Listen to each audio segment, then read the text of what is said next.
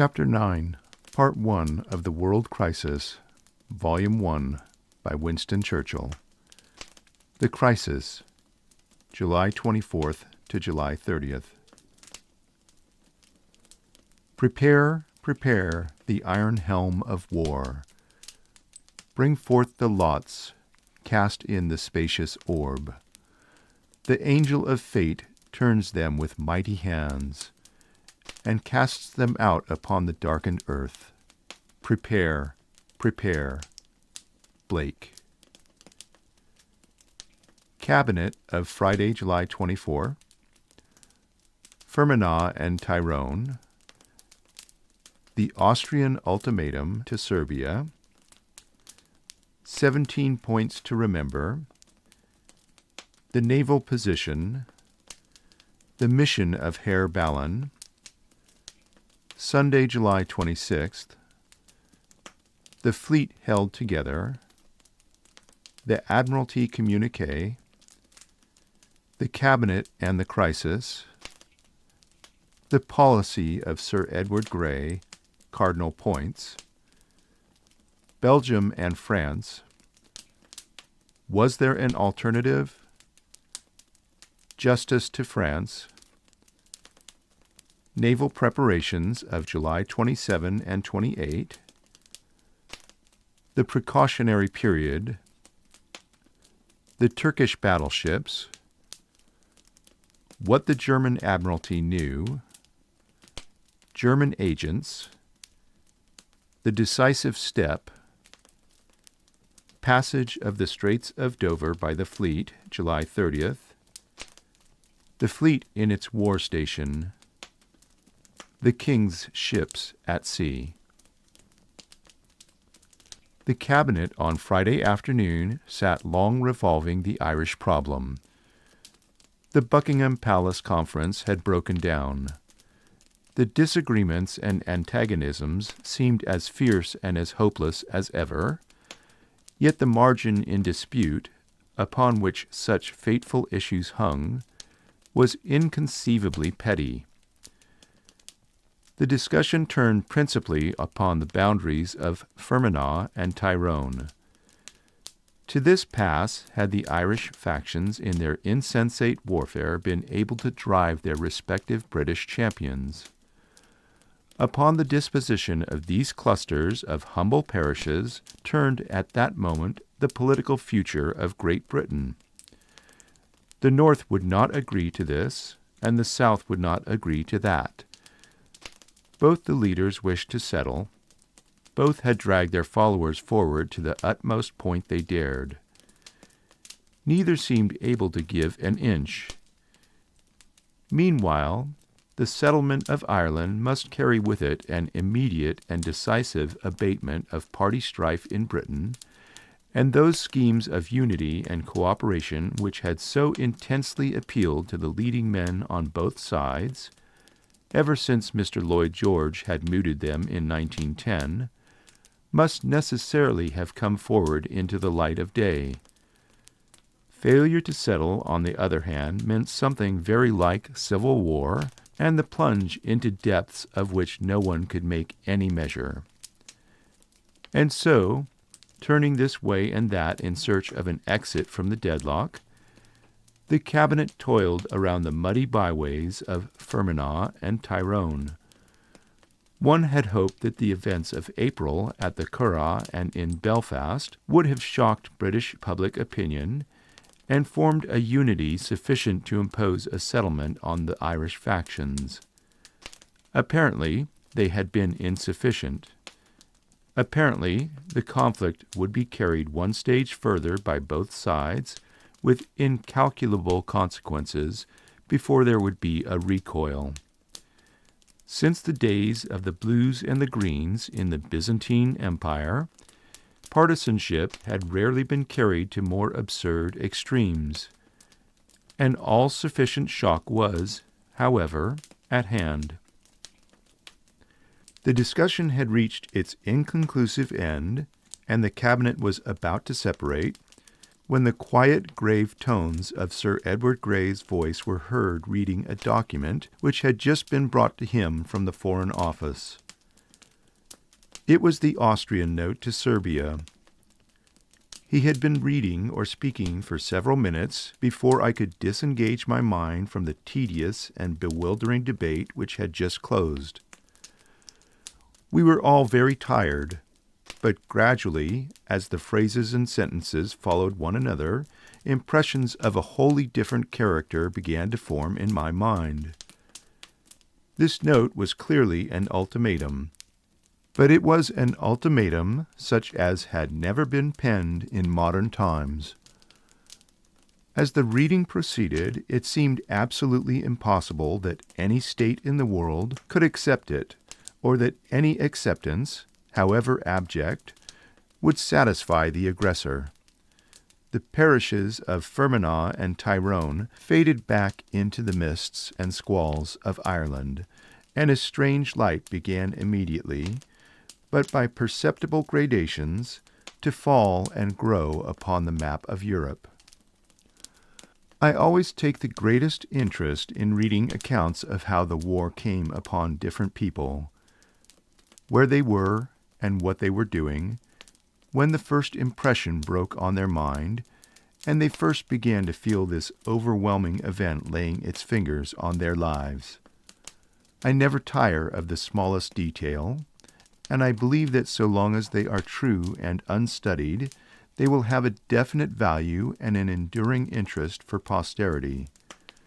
So I shall briefly record exactly what happened to me. I went back to the Admiralty at about 6 o'clock. I said to my friends who have helped me so many years in my work that there was real danger and that it might be war.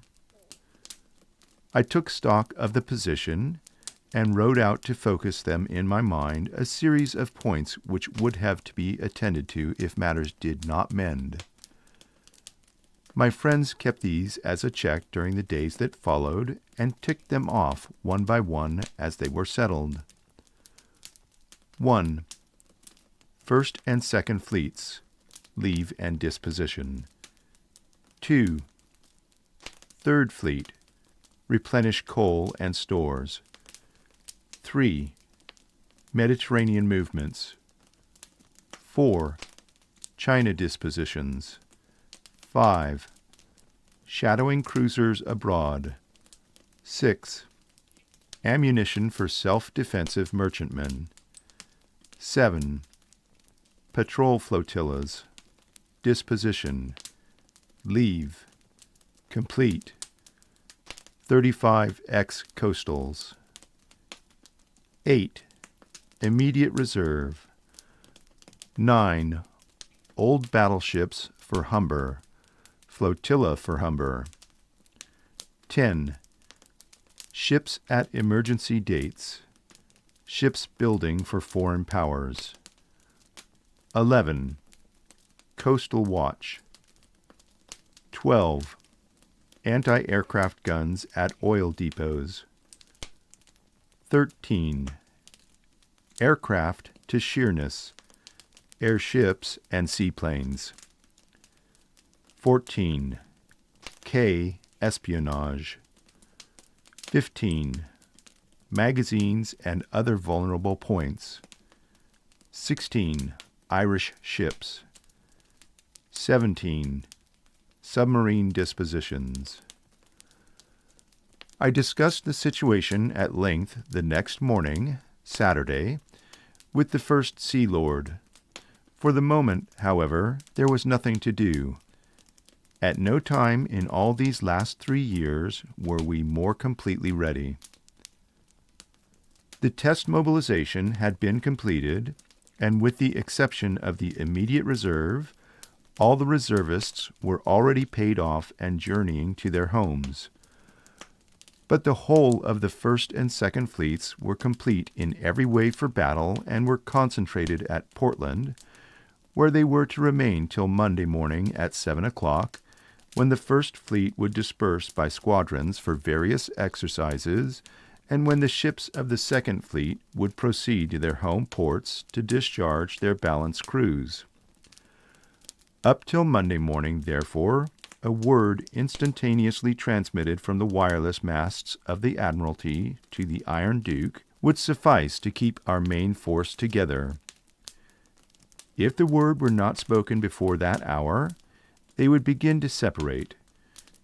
During the first 24 hours after their separation, they could be reconcentrated in an equal period. But if no word were spoken for 48 hours, that is to say by Wednesday morning, then the ships of the Second Fleet would have begun dismissing their balanced crews to the shore at Portsmouth, Plymouth, and Chatham, and the various gunnery and torpedo schools would have recommenced their instruction. If another 48 hours had gone before the word was spoken, i.e. by Friday morning, a certain number of vessels would have gone into dock for refit, repairs, or laying up. Thus, on this Saturday morning, we had the fleet in hand for at least 4 days. The night before, Friday, at dinner, I had met Herr Ballon. He had just arrived from Germany. We sat next to each other, and I asked him what he thought about the situation. With the first few words he spoke, it became clear that he had not come here on any mission of pleasure. He said the situation was grave. I remember, he said, old Bismarck telling me the year before he died that one day the great European war would come out of some damned foolish thing in the Balkans. These words, he said, might come true. It all depended on the Tsar. What would he do if Austria chastised Serbia? A few years before there would have been no danger, as the Tsar was too frightened for his throne. But now again he was feeling himself more secure upon his throne, and the Russian people besides would feel very hardly anything done against Serbia. Then he said, if Russia marches against Austria, we must march. And if we march, France must march. And what would England do? I was not in a position to say more than that it would be a great mistake to assume that England would necessarily do nothing, and I added that she would judge events as they arose. He replied, speaking with very great earnestness, suppose we had to go to war with Russia and France, and suppose we defeated France, and yet took nothing from her in Europe, not an inch of her territory, only some colonies to indemnify us. Would that make a difference to England's attitude? Suppose we gave a guarantee beforehand. I stuck to my formula that England would judge events as they arose, and that it would be a mistake to assume that we should stand out of it whatever happened.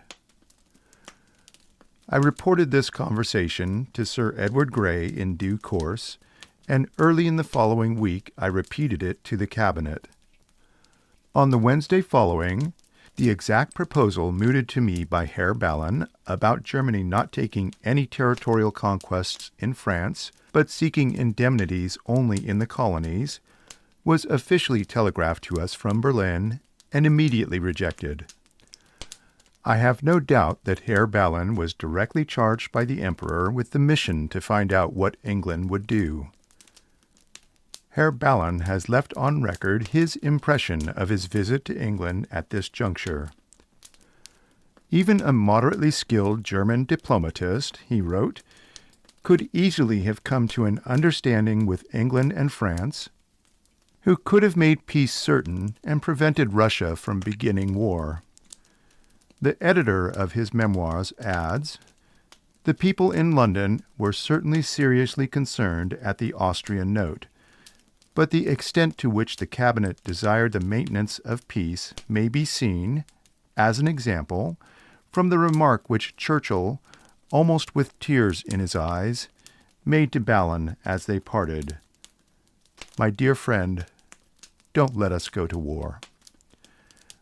I had planned to spend the Sunday with my family at Cromer, and I decided not to alter my plans.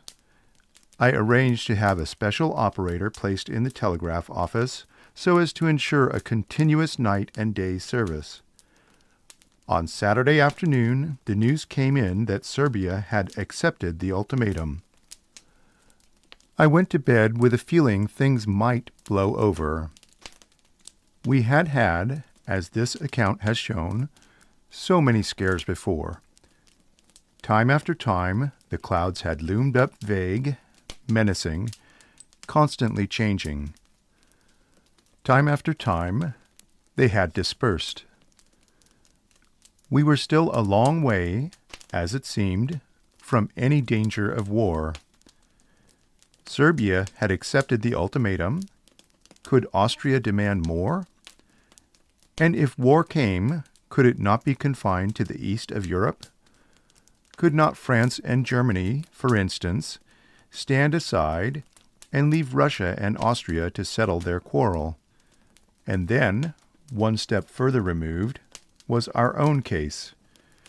Clearly, there would be a chance of a conference.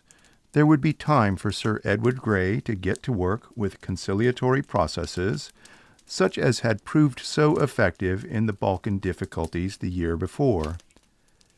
Anyhow, whatever happened, the British Navy had never been in a better condition or in greater strength. Probably the call would not come, but if it did, it could not come in a better hour. Reassured by these reflections, I slept peacefully, and no summons disturbed the silence of the night.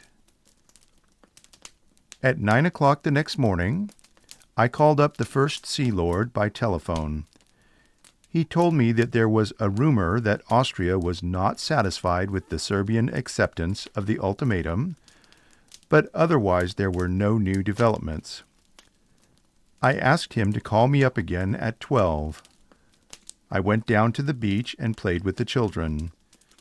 We dammed the little rivulets which trickled down to the sea as the tide went out. It was a very beautiful day. The North Sea shone and sparkled to a far horizon. What was there beyond that line where sea and sky melted into one another? All along the east coast, from Cromarty to Dover, in their various sally ports, lay our patrol flotillas of destroyers and submarines. In the channel behind the torpedo-proof moles of Portland Harbor waited all the great ships of the British Navy. Away to the northeast, across the sea that stretched before me, the German High Sea Fleet, squadron by squadron, was cruising off the Norwegian coast. At 12 o'clock, I spoke to the First Sea Lord again. He told me various items of news that had come in from different capitals, none, however, of decisive importance, but all tending to a rise of temperature. I asked him whether all the reservists had already been dismissed. He told me they had. I decided to return to London. I told him I would be with him at 9, and that meanwhile he should do whatever was necessary. Prince Louis awaited me at the Admiralty. The situation was evidently degenerating. Special editions of the Sunday papers showed intense excitement in nearly every European capital. The First Sea Lord told me that in accordance with our conversation he had told the fleet not to disperse. I took occasion to refer to this 4 months later in my letter accepting his resignation. I was very glad publicly to testify at that moment of great grief and pain for him that his loyal hand had sent the first order which began our vast naval mobilization. I then went round to Sir Edward Grey, who had rented my house at 33 Eccleston Square. No one was with him except Sir William Tyrrell of the Foreign Office. I told him that we were holding the fleet together. I learned from him that he viewed the situation very gravely. He said there was a great deal yet to be done before a really dangerous crisis was reached, but that he did not at all like the way in which this business had begun. I asked whether it would be helpful, or the reverse, if we stated in public that we were keeping the fleet together. Both he and Tyrrell were most insistent that we should proclaim it at the earliest possible moment. it might have the effect of sobering the Central Powers and steadying Europe. I went back to the Admiralty, sent for the First Sea Lord, and drafted the necessary communiqué. The next morning, the following notice appeared in all the papers. British naval measures, orders to First and Second Fleets, no maneuver leave. We received the following statement from the Secretary of the Admiralty at an early hour this morning. Orders have been given to the First Fleet, which is concentrated at Portland, not to disperse for maneuver leave for the present. All vessels of the Second Fleet are remaining at their home ports in proximity to their balanced crews. On Monday began the first of the cabinets on the European situation, which thereafter continued daily or twice a day. It is to be hoped that sooner or later a detailed account of the movement of opinion in the cabinet during this period will be compiled and given to the world. There is certainly no reason for anyone to be ashamed of honest and sincere counsel given either to preserve the peace or to enter upon a just and necessary war. Meanwhile, it is only possible, without breach of constitutional propriety, to deal in the most general terms with what took place. The cabinet was overwhelmingly pacific. At least 3/4 of its members were determined not to be drawn into a European quarrel unless Great Britain were herself attacked, which was not likely. Those who were in this mood were inclined to believe, first of all, that Austria and Serbia would not come to blows. Secondly, that if they did, Russia would not intervene.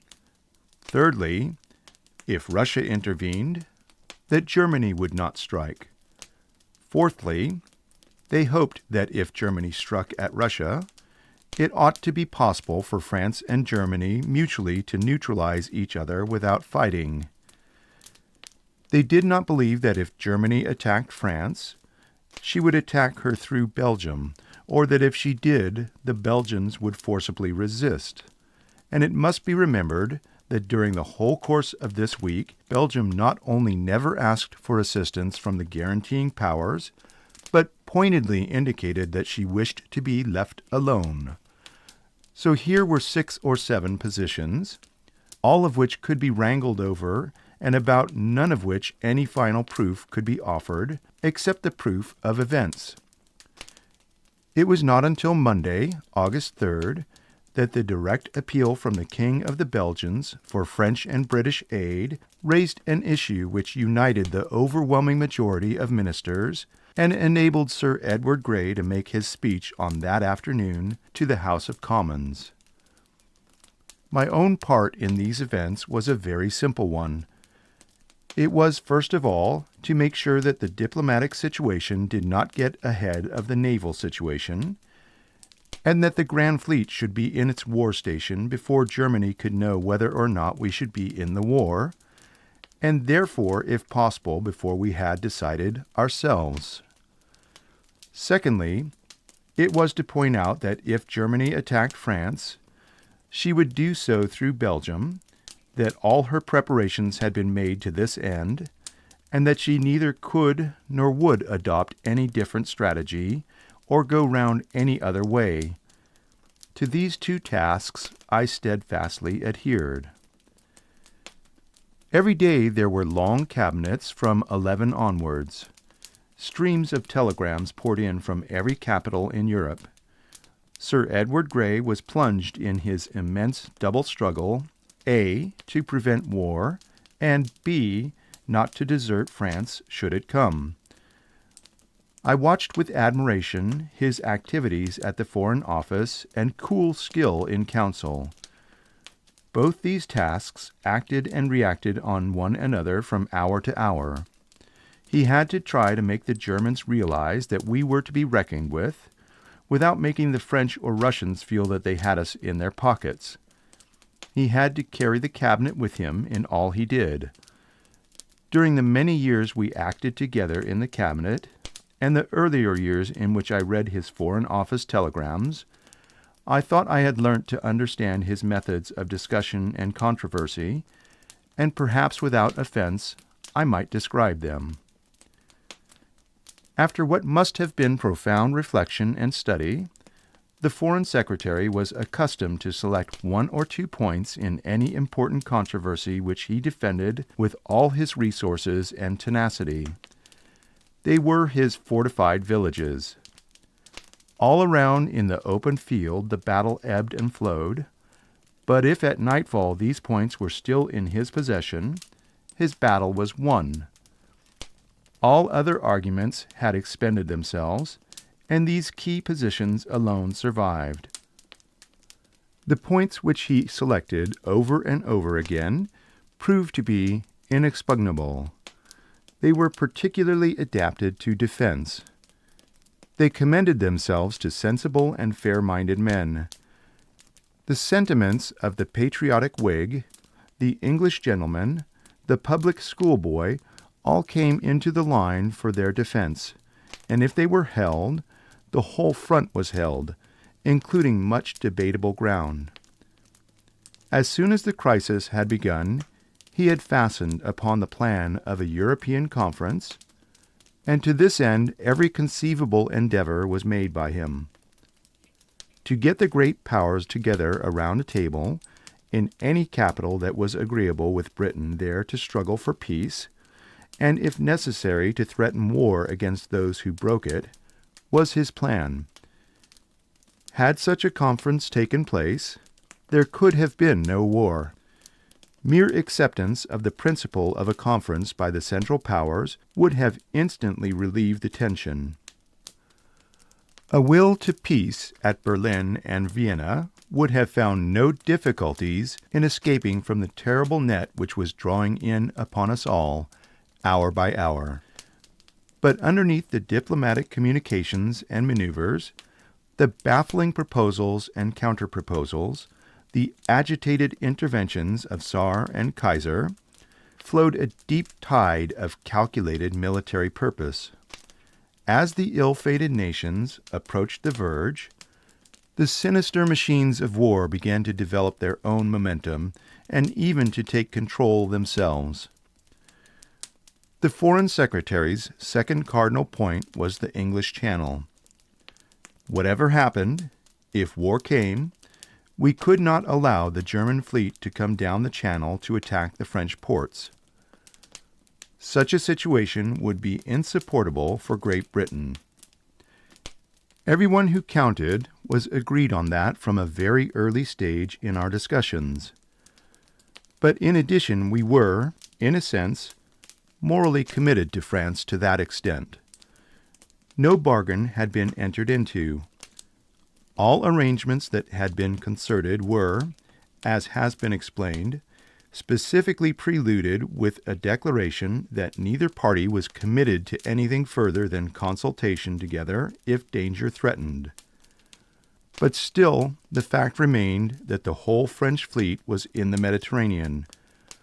Only a few cruisers and flotillas remained to guard the northern and Atlantic coasts of France, and simultaneously with that redisposition of forces, though not contingent upon it or dependent upon it, we had concentrated all our battleships at home, and only cruisers and battle cruisers maintained British interests in the Mediterranean. The French had taken their decision on their own responsibility without prompting from us, and we had profited by their action to strengthen our margin in the line of battle at home.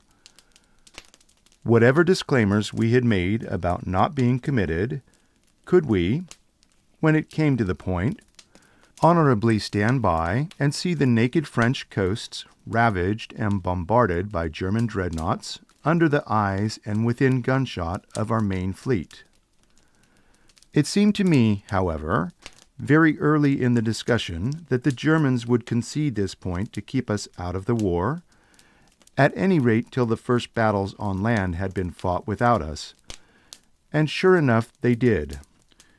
Believing as I did and do that we could not, for our own safety and independence, allow France to be crushed as the result of aggressive action by Germany, I always from the very earliest moment concentrated upon our obligations to Belgium, through which I was convinced the Germans must inevitably march to invade France. Belgium did not bulk very largely in my sentiments at this stage. I thought it very unlikely that she would resist. I thought, and Lord Kitchener, who lunched with me on Tuesday, 28th, agreed, that Belgium would make some formal protest and submit. A few shots might be fired outside Liège or Namur, and then this unfortunate state would bow its head before overwhelming might. Perhaps even there was a secret agreement allowing free passage to the Germans through Belgium. How otherwise would all these preparations of Germany, the great camps along the Belgian frontier, the miles and miles of sidings, the intricate network of railways, have been developed? Was it possible that German thoroughness could be astray on so important a factor as the attitude of Belgium? Those wonderful events which took place in Belgium on Sunday and Monday and in the week that followed could not be foreseen by us. I saw in Belgium a country with whom we had had many differences over the Congo and other subjects. I had not discerned in the Belgium of the late King Leopold the heroic nation of King Albert. But whatever happened to Belgium, there was France whose very life was at stake, whose armies, in my judgment, were definitely weaker than those by whom they would be assailed, whose ruin would leave us face to face alone with triumphant Germany. France, then schooled by adversity to peace and caution, thoroughly democratic, already stripped of 2 fair provinces, about to receive the final smashing blow from overwhelming brutal force. Only Britain could redress the balance, could defend the fair play of the world. Whatever else failed, we must be there, and we must be there in time. A week later, every British heart burned for little Belgium. From every cottage, laboring men, untrained to war but with the blood of an unconquered people in their veins, were hurrying to the recruiting stations with intent to rescue Belgium. But at this time it was not Belgium one thought of, but France. Still, Belgium and the treaties were indisputably an obligation of honor binding upon the British state such as British governments have always accepted, and it was on that ground that I personally, with others, took my stand. End of Chapter 9, Part 1.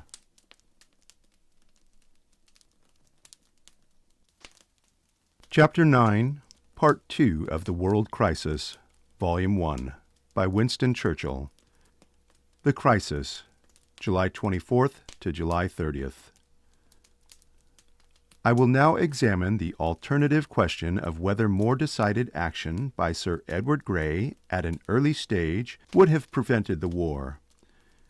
We must first ask, at what early stage?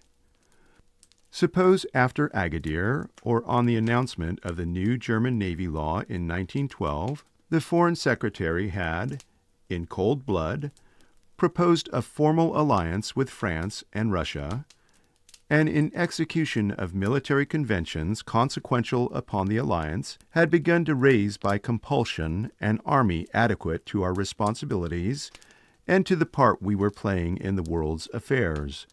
And suppose we had taken this action as a united nation. Who shall say whether that would have prevented or precipitated the war? But what chance was there of such action being unitedly taken? The cabinet of the day would never have agreed to it. I doubt if 4 ministers would have agreed to it. But if the cabinet had been united upon it, the House of Commons would not have accepted their guidance. Therefore, the foreign minister would have had to resign. The policy which he had advocated would have stood condemned and perhaps violently repudiated, and with that repudiation would have come an absolute veto upon all those informal preparations and non-committal discussions on which the defensive power of the Triple Entente was erected. Therefore, by taking such a course in 1912, Sir Edward Grey would only have paralyzed Britain, isolated France, and increased the preponderant and growing power of Germany. Suppose again that now, after the Austrian ultimatum to Serbia, the Foreign Secretary had proposed to the Cabinet that if matters were so handled that Germany attacked France or violated Belgian territory, Great Britain would declare war upon her. Would the Cabinet have assented to such a communication? I cannot believe it. If Sir Edward Grey could have said on Monday that if Germany attacked France or Belgium, England would declare war upon her, might there not still have been time to ward off the catastrophe? The question is certainly arguable. But the knowledge which we now have of events in Berlin tends to show that even then the German government were too deeply committed by their previous action. They had before their eyes the deliberate British announcement that the fleet was being held together. That, at least, was a serious, if silent, warning. Under its impression, the German Emperor, as soon as he returned to Berlin, made on this same Monday and succeeding days strong efforts to bring Austria to reason, and so to prevent war. But he could never overtake events or withstand the contagion of ideas.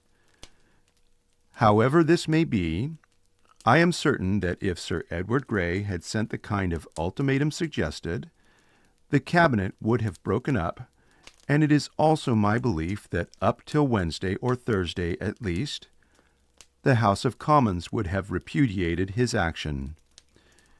Nothing less than the deeds of Germany would have converted the British nation to war. To act in advance of those deeds would have led to an exposure of division worse than the guarded attitude which we maintained, which brought our country into the war united. After Wednesday or Thursday, it was too late. By the time we could speak decisive words of warning, the hour of words had certainly passed forever. It is true to say that our entente with France and the military and naval conversations that had taken place since 1906 had led us into a position where we had the obligations of an alliance without its advantages. An open alliance, if it could have been peacefully brought about at an earlier date, would have exercised a deterring effect upon the German mind, or at the least would have altered their military calculations. Whereas now we were morally bound to come to the aid of France, and it was our interest to do so, and yet the fact that we should come in appeared so uncertain that it did not weigh as it should have done with the Germans. Moreover, as things were, if France had been in an aggressive mood, we should not have had the unquestioned right of an ally to influence her action in a pacific sense. And if, as the result of her aggressive mood, war had broken out and we had stood aside, we should have been accused of deserting her, and in any case would have been ourselves grievously endangered by her defeat. However, in the event there was no need to moderate the French attitude. Justice to France requires the explicit statement that the conduct of her government at this awful juncture was faultless. She assented instantly to every proposal that could make for peace. She abstained from every form of provocative action. She even compromised her own safety, holding back her covering troops at a considerable distance behind her frontier, and delaying her mobilization in the face of continually gathering German forces till the latest moment. Not until she was confronted with the direct demand of Germany to break her treaty and abandon Russia did France take up the challenge, and even had she acceded to the German demand, she would only, as we now know, have been faced with a further ultimatum to surrender to German military occupation as a guarantee for her neutrality the fortresses of Toul and Verdun. There never was any chance of France being allowed to escape the ordeal. Even cowardice and dishonor would not have saved her. The Germans had resolved that if war came from any cause, they would take and break France forthwith as its first operation. The German military chiefs burned to give the signal, and were sure of the result. She would have begged for mercy in vain. She did not beg. The more I reflect upon this situation, the more convinced I am that we took the only practical course that was open to us or to any British cabinet, and that the objections which may be urged against it were less than those which would have attended any other sequence of action. After hearing the discussions at Monday's cabinet and studying the telegrams, I sent that night to all our commanders-in-chief the following very secret warning. July 27, 1914. This is not the warning telegram, but European political situation makes war between Triple Entente and Triple Alliance powers by no means impossible. Be prepared to shadow possible hostile men of war and consider dispositions of HM ships under your command from this point of view. Measure is purely precautionary. No unnecessary person is to be informed. The utmost secrecy is to be observed. On Tuesday morning, I sent the following minute to the First Sea Lord, to which he replied marginally the same day. July 28, 1914. Side note. Will go north with fleet. 1. It would appear that the minesweepers should be quietly collected at some suitable point for attendance on the battle fleet, should it move. Side note. Done. 2. Let me have a short statement on the coal position and what measures you propose. Side note. Yes. 3. I presume Firedrake and Lurcher will now join their proper flotilla. Side note. Have been ordered away. 4. All the vessels engaged on the coast of Ireland should be considered as available on mobilization, and on receipt of the warning telegram should move to their war stations without the slightest delay. Side note. Will be done as soon as FO concur. 5. It would certainly be desirable that Triumph should be quietly mobilized, and that she should be ready to close the China flagship with available destroyers. The position of the German heavy cruisers in China waters makes it clear that this can be done. Please examine and report what disadvantages this mobilization would entail. We can then discuss whether it is worthwhile taking them in the present circumstances. Side note. Should concentrate at Hong Kong at once. The China squadron must be capable of concentrating as soon as the warning telegram is sent and before a main action is necessary. Without the Triumph, the margin of superiority is small, and any reinforcement from other stations would be slow. Side note. Decided no at conference. 6. You should consider whether the position of the Goeben at Pola does not justify the detachment of the New Zealand to join the Mediterranean flag. Side note. Settled personally with O of IGS. 7. Yesterday, after consultation with the Prime Minister, I arranged personally with the Chief of the Imperial General Staff for the better guarding of magazines and oil tanks against evilly disposed persons and attacks by aircraft. These measures have now been taken. See attached letter from the Chief of the Imperial General Staff and my reply. You should direct the Director of Operations Division to obtain full detailed information from the War Office of what has been done, and in the event of any place being overlooked, to make the necessary representations. Side note. Done. 8. Director of the Air Division should be asked to report the exact positions of the aircraft which were concentrated yesterday in the neighborhood of the Thames estuary, and further to state what is being done to reach a complete understanding between the side note LB aircraft and the military authorities in charge of the aerial gun defenses at various points. This is of the utmost importance if accidents are to be avoided. WSC. The official warning telegram was dispatched from the Admiralty on Wednesday, the 29th. On this same day, I obtained from the Cabinet the authority to put into force the precautionary period regulations. The work of Otley and of Hankey, and generally of the Committee of Imperial Defense, was now put to the proof.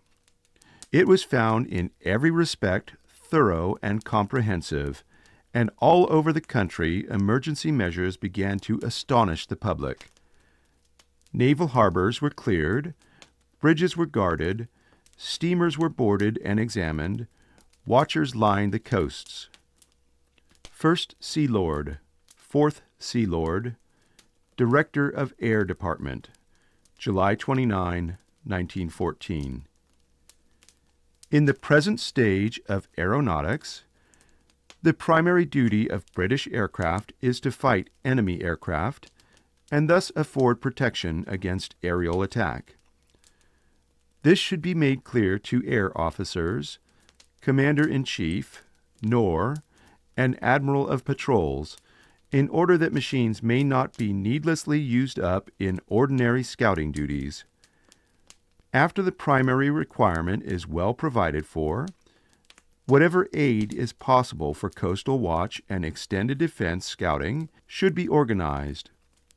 But the naval aircraft are to regard the defense against attack from the air as their first and main responsibility. They must be carefully husbanded. WSC. July 28, 1914.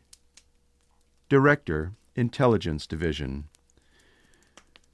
Please mark off on my table of battleship strength all British and German dreadnought battleships available for war, A, in the next month, and B, at the end of 3 months. You should include the 2 Turkish ships in your calculation. Let me also have a similar table about battle cruisers. WSC. Our war arrangements comprised an elaborate scheme for dealing with vessels under construction. In 1912, measures had been taken to keep it perpetually up to date. The principle was that for the first 3 months of a war, all efforts should be concentrated on finishing ships that could be ready in the first 6 months, other vessels whose dates of completion were more remote being somewhat retarded. This ensured the greatest possible superiority in the early months, and would give us time to see what kind of a war it was and how it went, before dealing with more distant contingencies. The plan, of course, covered all ships building in Great Britain for foreign powers. Of these there were 2 battleships building for Turkey, 3 flotilla leaders for Chile, 4 destroyers for Greece, and 3 monitors for Brazil. There were also other important ships, including a Chilean and a Brazilian battleship and a Dutch cruiser, which would not be ready till much later. The Turkish battleships were vital to us. With a margin of only 7 dreadnoughts, we could not afford to do without these 2 fine ships. Still less could we afford to see them fall into bad hands and possibly be used against us. Had we delivered them to Turkey, they would, as the event turned out, have formed with the Goeben a hostile force which would have required a force of not less than 5 British dreadnought battleships or battle cruisers to watch them.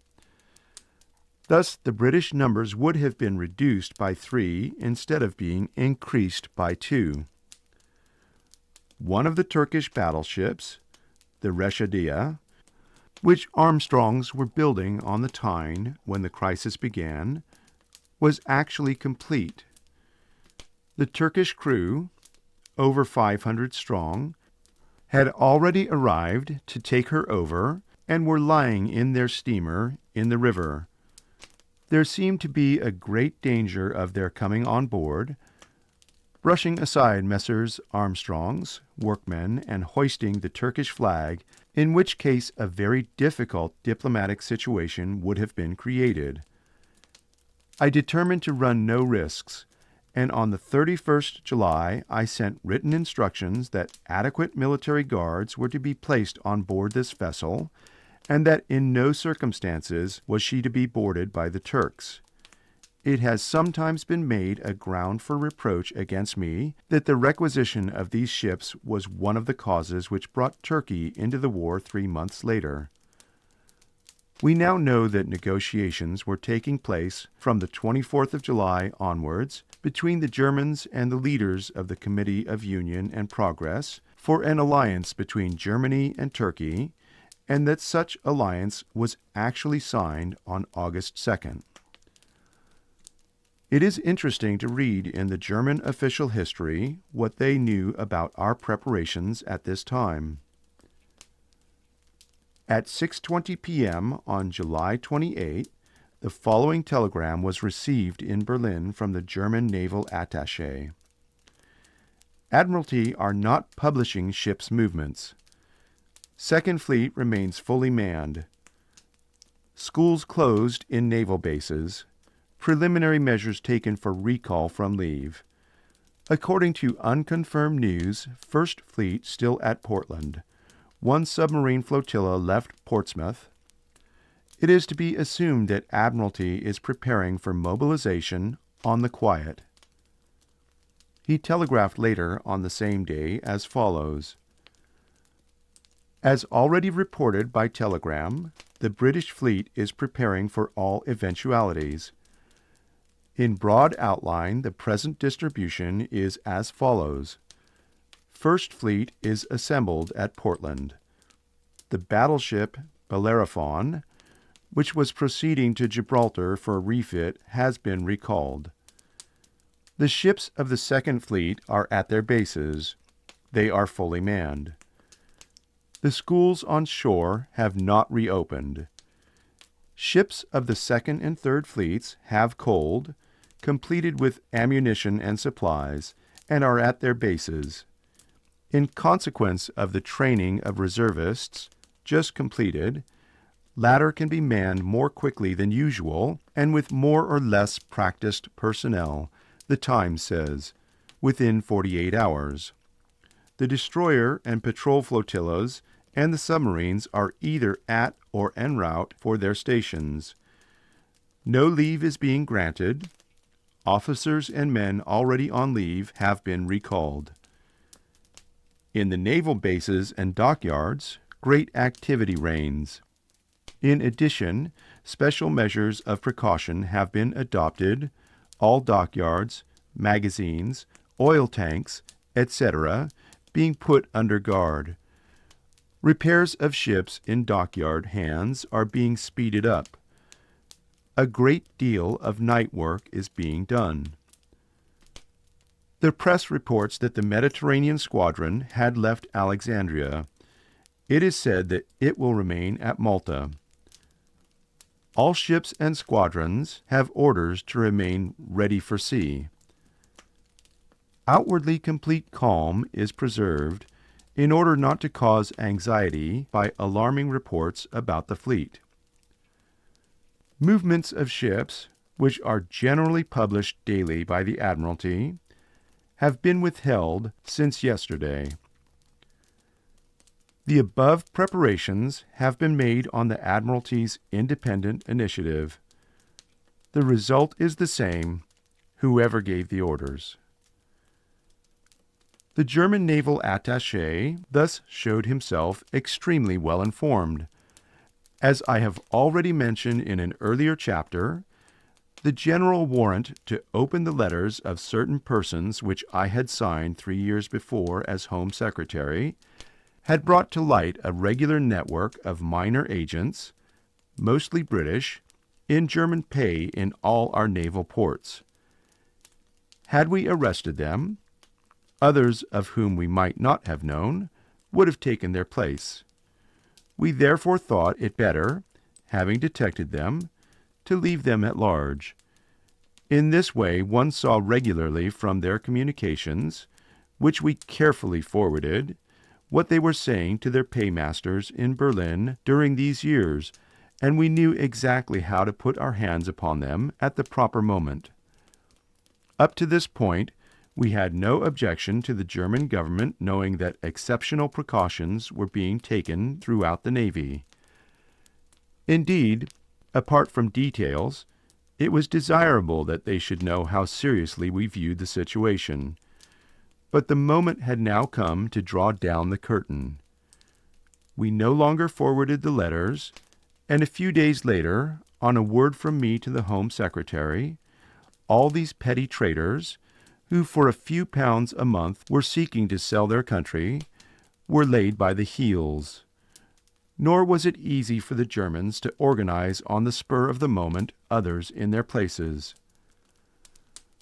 The most important step remains to be recounted. As early as Tuesday, July 28, I felt that the fleet should go to its war station. It must go there at once and secretly. It must be steaming to the north while every German authority, naval or military, had the greatest possible interest in avoiding a collision with us. If it went thus early, it need not go by the Irish Channel and north about. It could go through the Straits of Dover and through the North Sea, and therefore the island would not be uncovered even for a single day.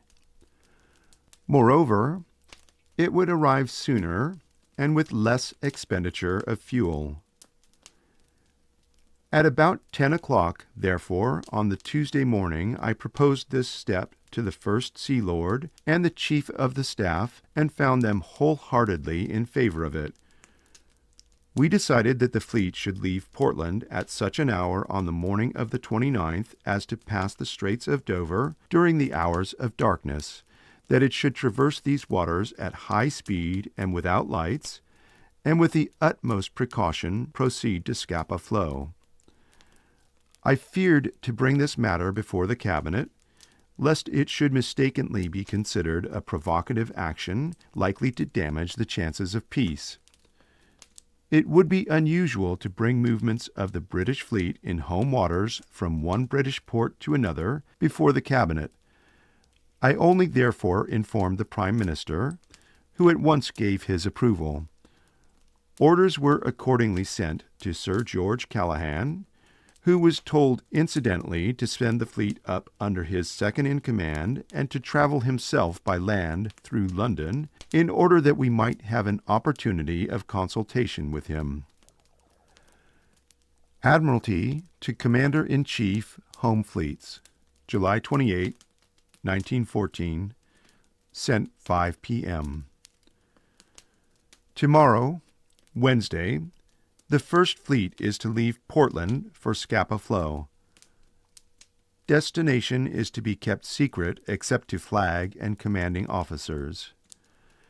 As you are required at the Admiralty, Vice Admiral, 2nd Battle Squadron, is to take command.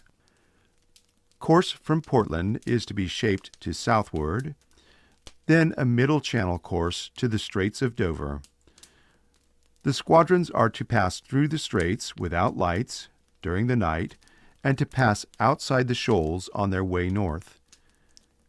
Agamemnon is to remain at Portland, where the Second Fleet will assemble. We may now picture this great fleet, with its flotillas and cruisers, steaming slowly out of Portland Harbor, Squadron by squadron, scores of gigantic castles of steel wending their way across the misty, shining sea, like giants bowed in anxious thought. We may picture them again as darkness fell, 18 miles of warships running at high speed and in absolute blackness through the narrow straits, bearing with them into the broad waters of the north the safeguard of considerable affairs. Although there seemed to be no conceivable motive, chance, or mischance which could lead a rational German admiralty to lay a trap of submarines or mines, or have given them the knowledge and the time to do so, we looked at each other with much satisfaction when on Thursday morning, the 30th, at our daily staff meeting, the flagship reported herself and the whole fleet well out in the center of the North Sea. The German ambassador lost no time in complaining of the movement of the fleet to the Foreign Office. According to the German official naval history, he reported to his government on the evening of the 30th that Sir Edward Grey had answered him in the following words: "The movements of the fleet are free of all offensive character, and the fleet will not approach German waters. But," adds the German historian, "the strategic concentration of the fleet had actually been accomplished with its transfer to Scottish ports." This was true. We were now in a position, whatever happened, to control events, and it was not easy to see how this advantage could be taken from us. A surprise torpedo attack before or simultaneous with the declaration of war was at any rate one nightmare gone forever. We could at least see for 10 days ahead. If war should come, no one would know where to look for the British fleet. Somewhere in that enormous waste of waters to the north of our islands, cruising now this way, now that, shrouded in storms and mists, dwelt this mighty organization. Yet from the Admiralty building we could speak to them at any moment if need arose. The King's ships were at sea. End of Chapter 9, Part 2.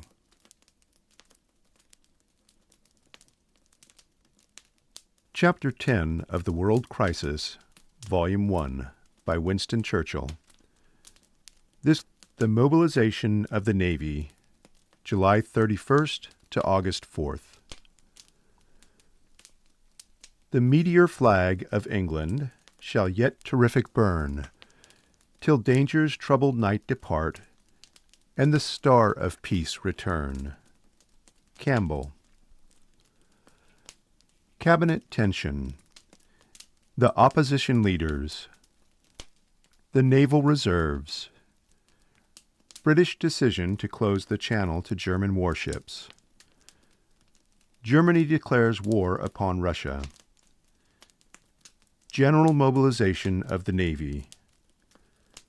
Sir John Jellicoe appointed Commander-in-Chief. German invasion of Luxembourg and Belgium. Monday, August 3rd, in the House of Commons. British ultimatum to Germany. Nation and empire. Situation in the Mediterranean. Menace of the Goeben. Admiralty instructions to Sir Berkeley Milne, August 4th. The Goeben found. Cabinet veto on hostilities. Italian declaration of neutrality. First escape of the Goeben. Awaiting the signal. Commence hostilities against Germany. There was complete agreement in the Cabinet upon every telegram sent by Sir Edward Grey and in his handling of the crisis. But there was also an invincible refusal on the part of the majority to contemplate British intervention by force of arms should the Foreign Secretary's efforts fail and a European war begin. Thus, as the terrific week wore on and the explosion became inevitable, It seemed probable that a rupture of the political organism by which the country had so long been governed was also rapidly approaching. I lived this week entirely in the official circle, seeing scarcely anyone but my colleagues of the Cabinet or of the Admiralty, and moving only to and fro across the Horse Guards between Admiralty House and Downing Street. Each day as the telegrams arrived showing the darkening scene of Europe, and the cabinets ended in growing tension, I pulled over the various levers which successively brought our naval organization into full preparedness. It was always necessary to remember that if peace was preserved, every one of these measures, alarmist in their character and involving much expense, would have to be justified to a liberal House of Commons. That assembly, once delivered from the peril, would certainly proceed upon the assumption that British participation in a continental struggle would have been criminal madness. Yet it was not practicable often to divert the main discussions of the Cabinet into purely technical channels. It was therefore necessary for me to take a peculiar and invidious personal responsibility for many things that had to be done when their turn came. I had also to contemplate a break-up of the government instrument. Judged by reports and letters from members, the attitude of the House of Commons appeared most uncertain. On Thursday evening, I entered into communication with the Unionist leaders through Mr. F. E. Smith. I informed him of the increasing gravity of the European situation and of the military preparations which were everywhere in progress in Europe.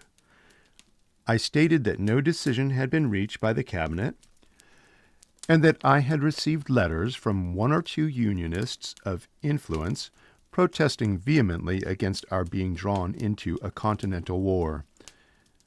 I asked him to let me know where he and his friends stood on the supreme issue. He replied at once that he himself was unreservedly for standing by France and Belgium.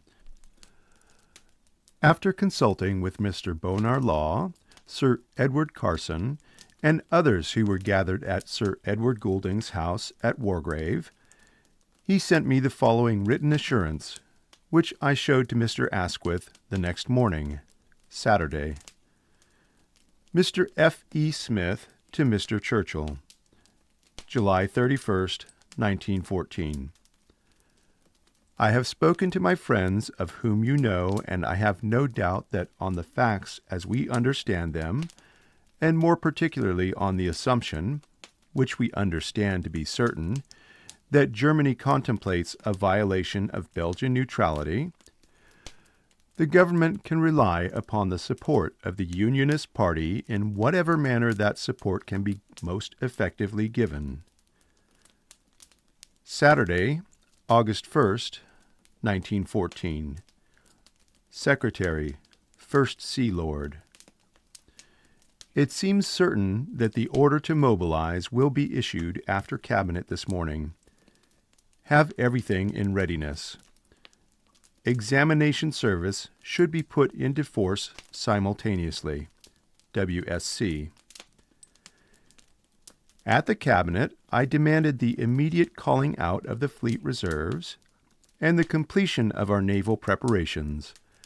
I based this claim on the fact that the German Navy was mobilizing and that we must do the same.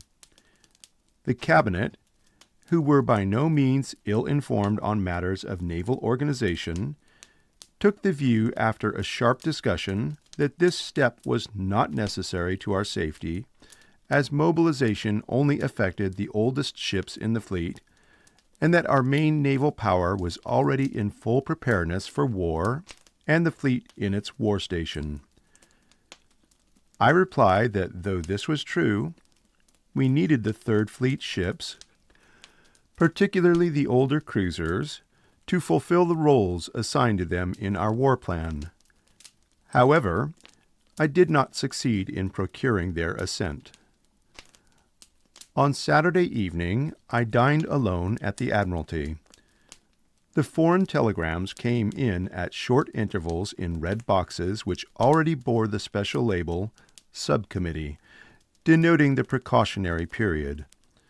The flow was quite continuous, and the impression produced on my mind after reading for nearly an hour was that there was still a chance of peace.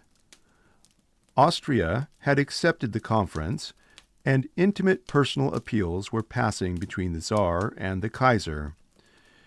It seemed to me, from the order in which I read the series of telegrams, that at the very last moment Sir Edward Grey might succeed in saving the situation. So far no shot had been fired between the great powers. I wondered whether armies and fleets could remain mobilized for a space without fighting and then demobilize. I had hardly achieved this thought when another Foreign Office box came in. I opened it and read, "Germany has declared war on Russia." There was no more to be said. I walked across the Horse Guards Parade and entered 10 Downing Street by the garden gate. I found the Prime Minister upstairs in his drawing room. With him were Sir Edward Grey, Lord Haldane, and Lord Crewe. There may have been other ministers. I said that I intended instantly to mobilize the fleet, notwithstanding the Cabinet decision, and that I would take full personal responsibility to the Cabinet the next morning. The Prime Minister, who felt himself bound to the Cabinet, said not a single word, but it was clear from his look that he was quite content. As I walked down the steps of Downing Street with Sir Edward Grey, he said to me, "You should know I have just done a very important thing. I have told Cambon that we shall not allow the German fleet to come into the Channel." I went back to the Admiralty and gave forthwith the order to mobilize.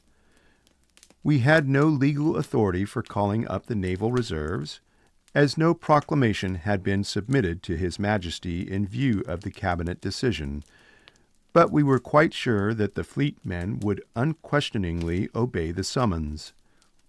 This action was ratified by the Cabinet on Sunday morning, and the royal proclamation was issued some hours later. Another decision, and a painful one, was required. Sir George Callahan's command of the home fleets had been extended by a year, and was now due to end on the 1st of October.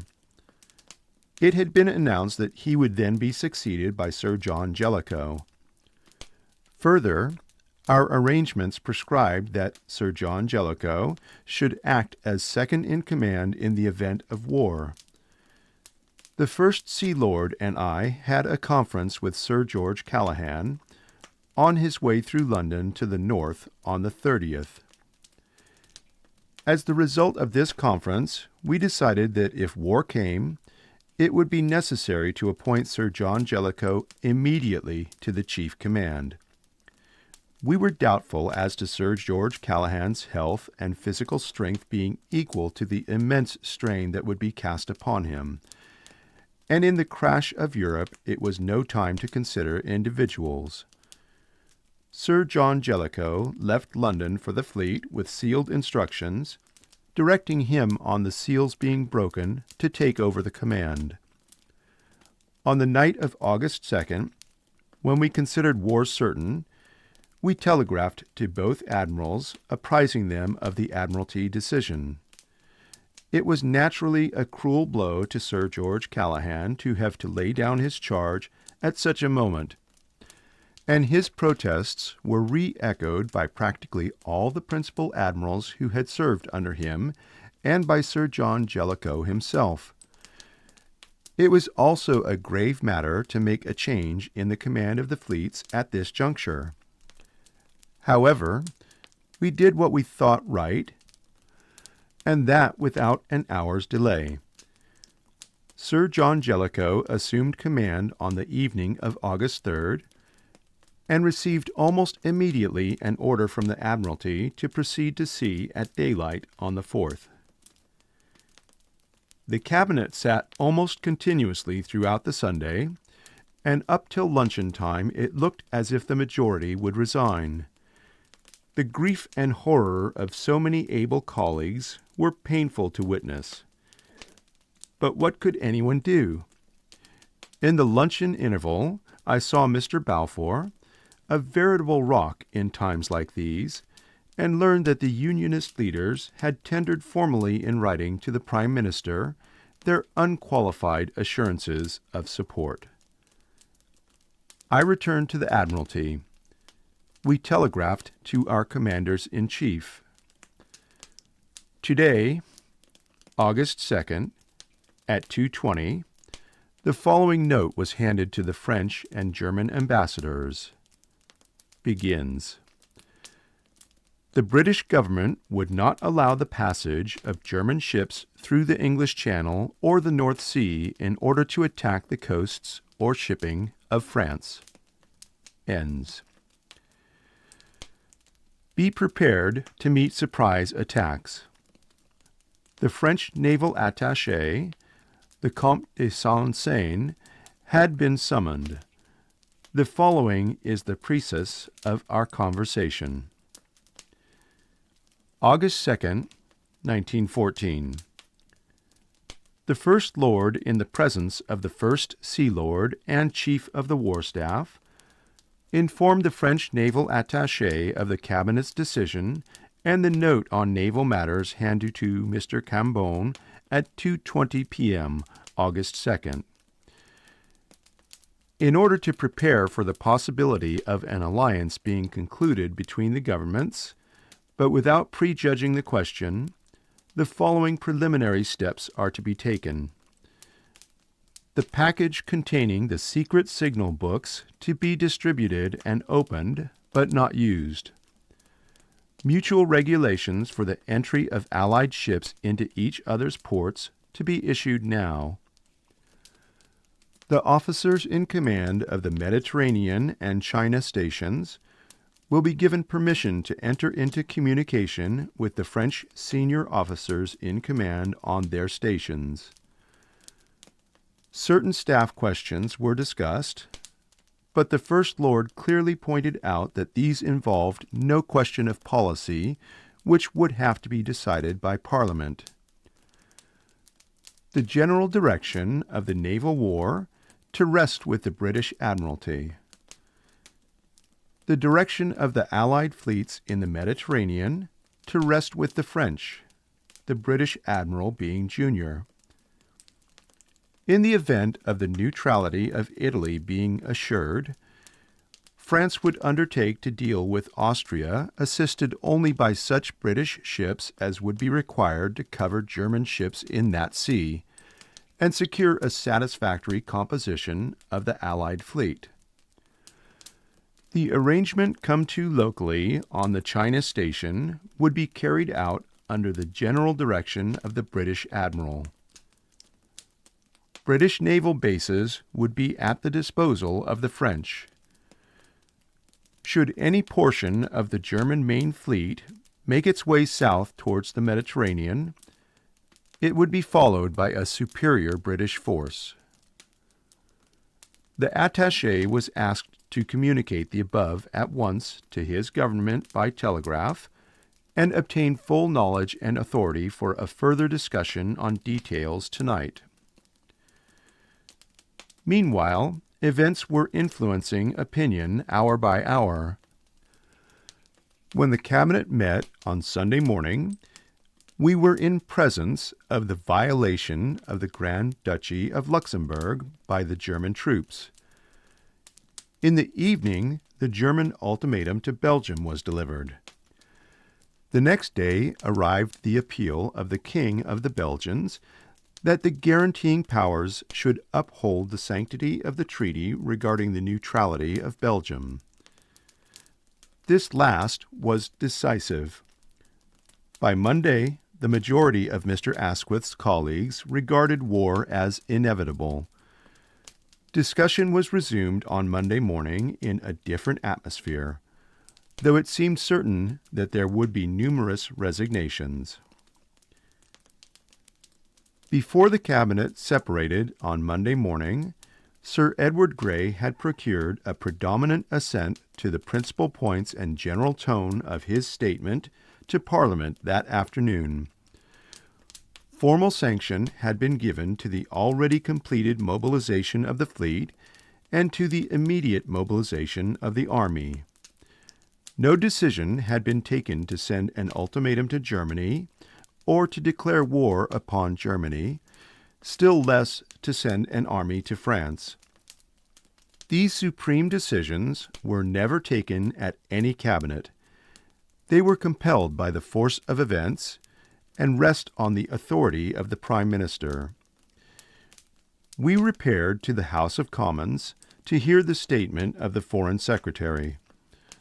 I did not know which of our colleagues had resigned or what the composition of a war government would be. The aspect of the assembly was odd but resolute. No one could mistake its intention. Sir Edward Grey made his statement with the utmost moderation. In order that there should be no ground for future reproaches, he informed the House that the Germans were willing to comply with the British demand that no German warships should be sent into the English Channel. The somber march of his argument carried this weighty admission forward in its stride.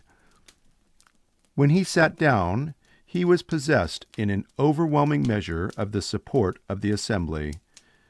Neither he nor I could remain long in the House. Outside, I asked him, "What happens now?" "Now," he said, "we shall send them an ultimatum to stop the invasion of Belgium within 24 hours." Some of the ministers still clung to the hope that Germany would comply with the British ultimatum and would arrest the onrush of her armies upon Belgium. As well recall the avalanche, as easily suspend in mid-career the great ship that has been launched and is sliding down the ways. Germany was already at war with Russia and France. It was certain that in 24 hours she would be at war with the British Empire also. All through the tense discussions of the cabinet, one had in mind another greater debate which must begin when these were concluded. Parliament, the nation, the dominions would have to be convinced.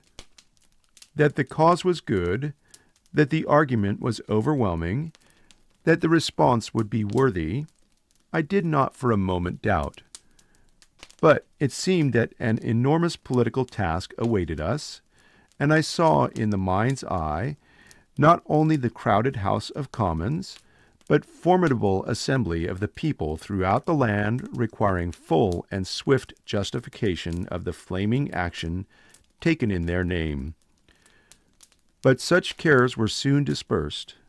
When the council doors had opened and ministers had come into the outer air, the British nation was surging forward in its ancient valor, and the empire had sprung to arms. Men met each other with erected look. The steps were higher that they took. Friends to congratulate their friends made haste, and long inveterate foes saluted as they passed.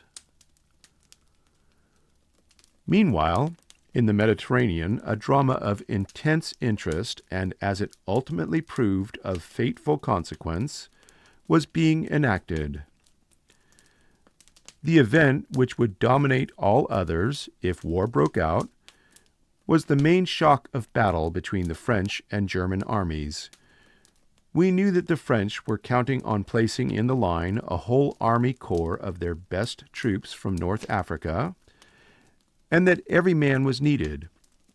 We were informed also that they intended to transport these troops across the Mediterranean as fast as ships could be loaded, under the general protection of the French fleet, but without any individual escort or system of convoys.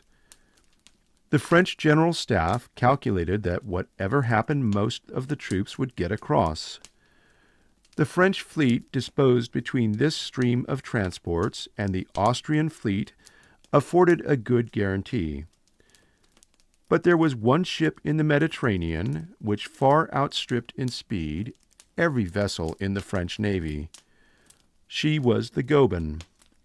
The only heavy ships in the Mediterranean that could attempt to compete with the Goeben in speed were the 3 British battlecruisers.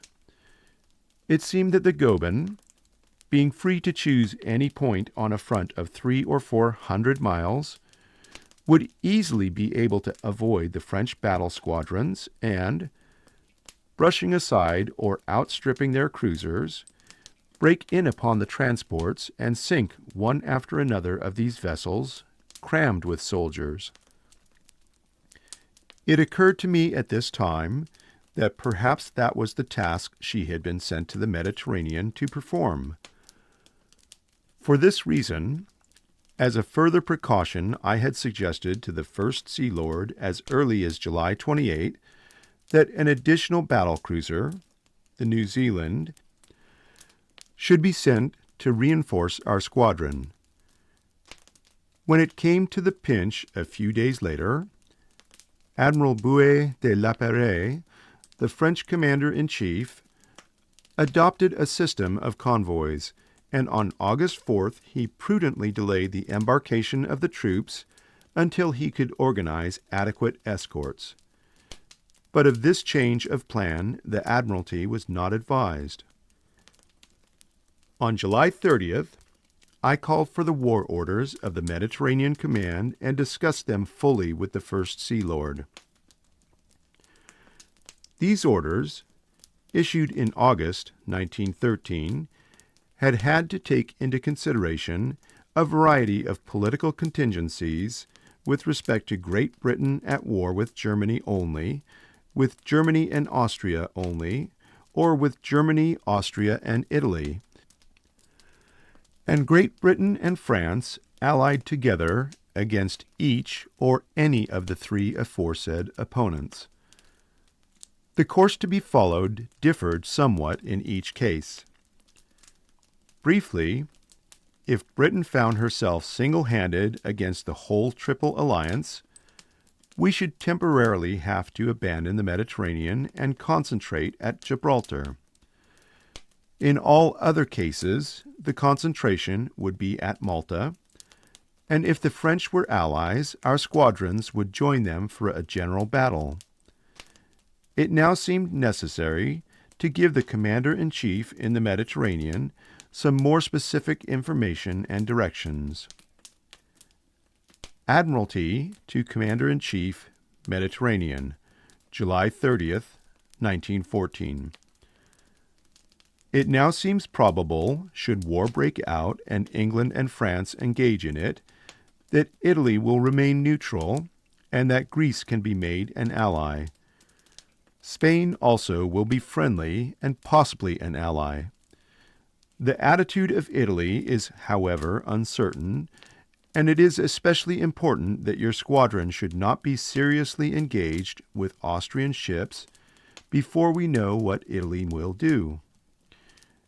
Your first task should be to aid the French in the transportation of their African army by covering and, if possible, bringing to action individual fast German ships, particularly Goeben, which may interfere with that transportation. You will be notified by telegraph when you may consult with the French admiral. Except in combination with the French as part of a general battle, do not at this stage be brought to action against superior forces. The speed of your squadrons is sufficient to enable you to choose your moment. You must husband your force at the outset, and we shall hope later to reinforce the Mediterranean. These directions, on which the First Sea Lord and I were completely in accord, gave the Commander-in-Chief guidance in the general conduct of the naval campaign. They warned him against fighting a premature, single-handed battle with the Austrian fleet, in which our battle cruisers and cruisers would be confronted with Austrian dreadnought battleships. They told him to aid the French in transporting their African forces, and they told him how to do it by covering and, if possible, bringing to action individual fast German ships, particularly Goeben. So far as the English language may serve as a vehicle of thought, the words employed appear to express the intentions we had formed. Sir Berkeley Milne accordingly replied on July 31st that he would keep his forces concentrated in readiness to assist the French fleet to protect the transports, and he rightly left our trade in the eastern Mediterranean to shift for itself. In this posture, he awaited permission to consult with the French admiral.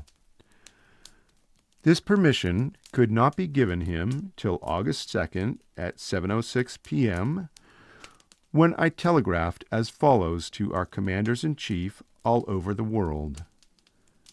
Situation very critical.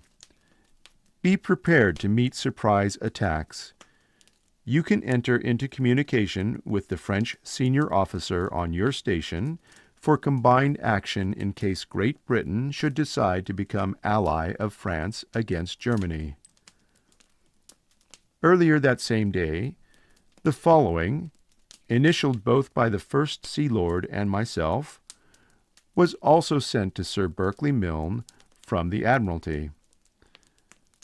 Goeben must be shadowed by 2 battle cruisers. Approaches to Adriatic must be watched by cruisers and destroyers. Remain near Malta yourself. It is believed that Italy will remain neutral, but you cannot yet count absolutely on this. At 12:50 a.m. on August 3rd, I emphasized the importance of the Goeben compared with all other objectives by a further telegram, which I drafted myself to Sir Berkeley Milne. Watch on mouth of Adriatic should be maintained, but Goeben is your objective. Follow her and shadow her wherever she goes, and be ready to act on declaration of war, which appears probable and imminent. Early on the morning of August 4, we were delighted by the following news from the Commander-in-Chief, Mediterranean, to the Admiralty. Indomitable, indefatigable, shadowing Goeben, and Breslau, 37 degrees 44 minutes north, 7 degrees 56 minutes east. We replied, very good, hold her, war imminent. This to go now. Goeben is to be prevented by force from interfering with French transports. This to await early confirmation. I then sent the following minute to the Prime Minister and Sir Edward Grey. Memorandum. Most urgent. Prime Minister, Sir Edward Grey. German battlecruiser Goeben and fast light cruiser Breslau have been found west of Sicily and are being shadowed by British battlecruisers Indomitable and Indefatigable. It would be a great misfortune to lose these vessels, as is possible in the dark hours. She is evidently going to interfere with the French transports which are crossing today. The following telegram has already been sent. Good. Hold her. War imminent. We wish to add this. If Goeben attacks French transports, you should at once engage her. An immediate decision is required. WSC. Sir Edward Grey agreed to this, and so did the Prime Minister, but the latter asked that it should be mentioned to the Cabinet, which was meeting almost immediately for their confirmation. On this I sent, before going to the Cabinet, the following. If Goeben attacks French transports, you should at once engage her. You should give her fair warning of this beforehand. The Cabinet, however, adhered formally to the view that no act of war should be committed by us before the expiration of the ultimatum. The moral integrity of the British Empire must not be compromised at this solemn moment for the sake of sinking a single ship. The Goeben, of course, did not attack the French transports. In fact, though this we did not know at the time, she was steaming away from the French transport routes when sighted by the Indomitable and Indefatigable. Even if, however, she had attacked transports, the decision of the British cabinet would have prevented our battle cruisers from interfering. This decision obviously carried with it still more imperative veto against opening fire on the Goeben if she did not attack French transports during the hours when we had her in our power. I cannot impeach the decision. It is right that the world should know of it, but little did we imagine how much this spirit of honorable restraint was to cost us and all the world. In consequence of the cabinet decision, the First Sea Lord sent by my directions the following telegram from the Admiralty. Admiralty to all ships, August 4th, 2:05 p.m. The British ultimatum to Germany will expire at midnight, Greenwich Mean Time, August 4th. No act of war should be committed before that hour, at which time the telegram to commence hostilities against Germany will be dispatched from the Admiralty. Special addition to Mediterranean, Indomitable, Indefatigable. This cancels the authorization to Indomitable and Indefatigable to engage Goeben if she attacks French transports. At about the same time, I received the following minute from the First Sea Lord. August 4th. First Lord, in view of the Italian declaration of neutrality, proposed to telegraph to Commander-in-Chief, Mediterranean, acquainting him and enjoining him to respect this rigidly and not to allow a ship to come within 6 miles of the Italian coast. B. Considering how disastrous it would be if any petty incident occurred which could cause trouble at this fateful moment with Italy, and approving of the First Sea Lord's precaution, I replied in writing. August 4th. So proceed. Foreign Office should intimate this to Italian government. WSC. Thereupon, at 12:55 p.m., the following telegram was sent by the Admiralty to the Commander-in-Chief in the Mediterranean. Italian government have declared neutrality. You are to respect this neutrality rigidly and should not allow any of His Majesty's ships to come within 6 miles of Italian coast. This certainly, as it turned out, was destined to complicate the task of catching the Goeben, but not, as it will appear, in a decisive manner. During the afternoon, I sent the following minute to the Chief of the Staff and the First Sea Lord. August 4th, 1914.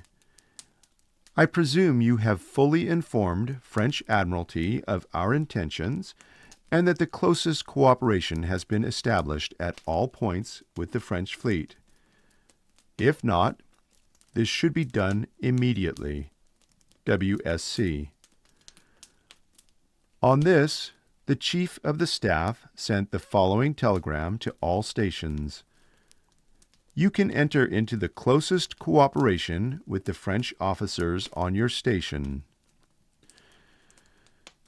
Throughout this long summer afternoon, 3 great ships, Hunted and Hunters, were cleaving the clear waters of the Mediterranean in tense and oppressive calm. At any moment, the Goeben could have been smitten at under 10,000 yards range by 16 12-inch guns firing nearly treble her own weight of metal. At the Admiralty, we suffered the tortures of Tantalus. At about 5 o'clock, Prince Louis observed that there was still time to sink the Goeben before dark. In the face of the cabinet decision, I was unable to utter a word. Nothing less than the vital safety of Great Britain could have justified so complete an overriding of the authority of the cabinet. We hoped to sink her the next day. Where could she go? Pola seemed her only refuge throughout the Mediterranean.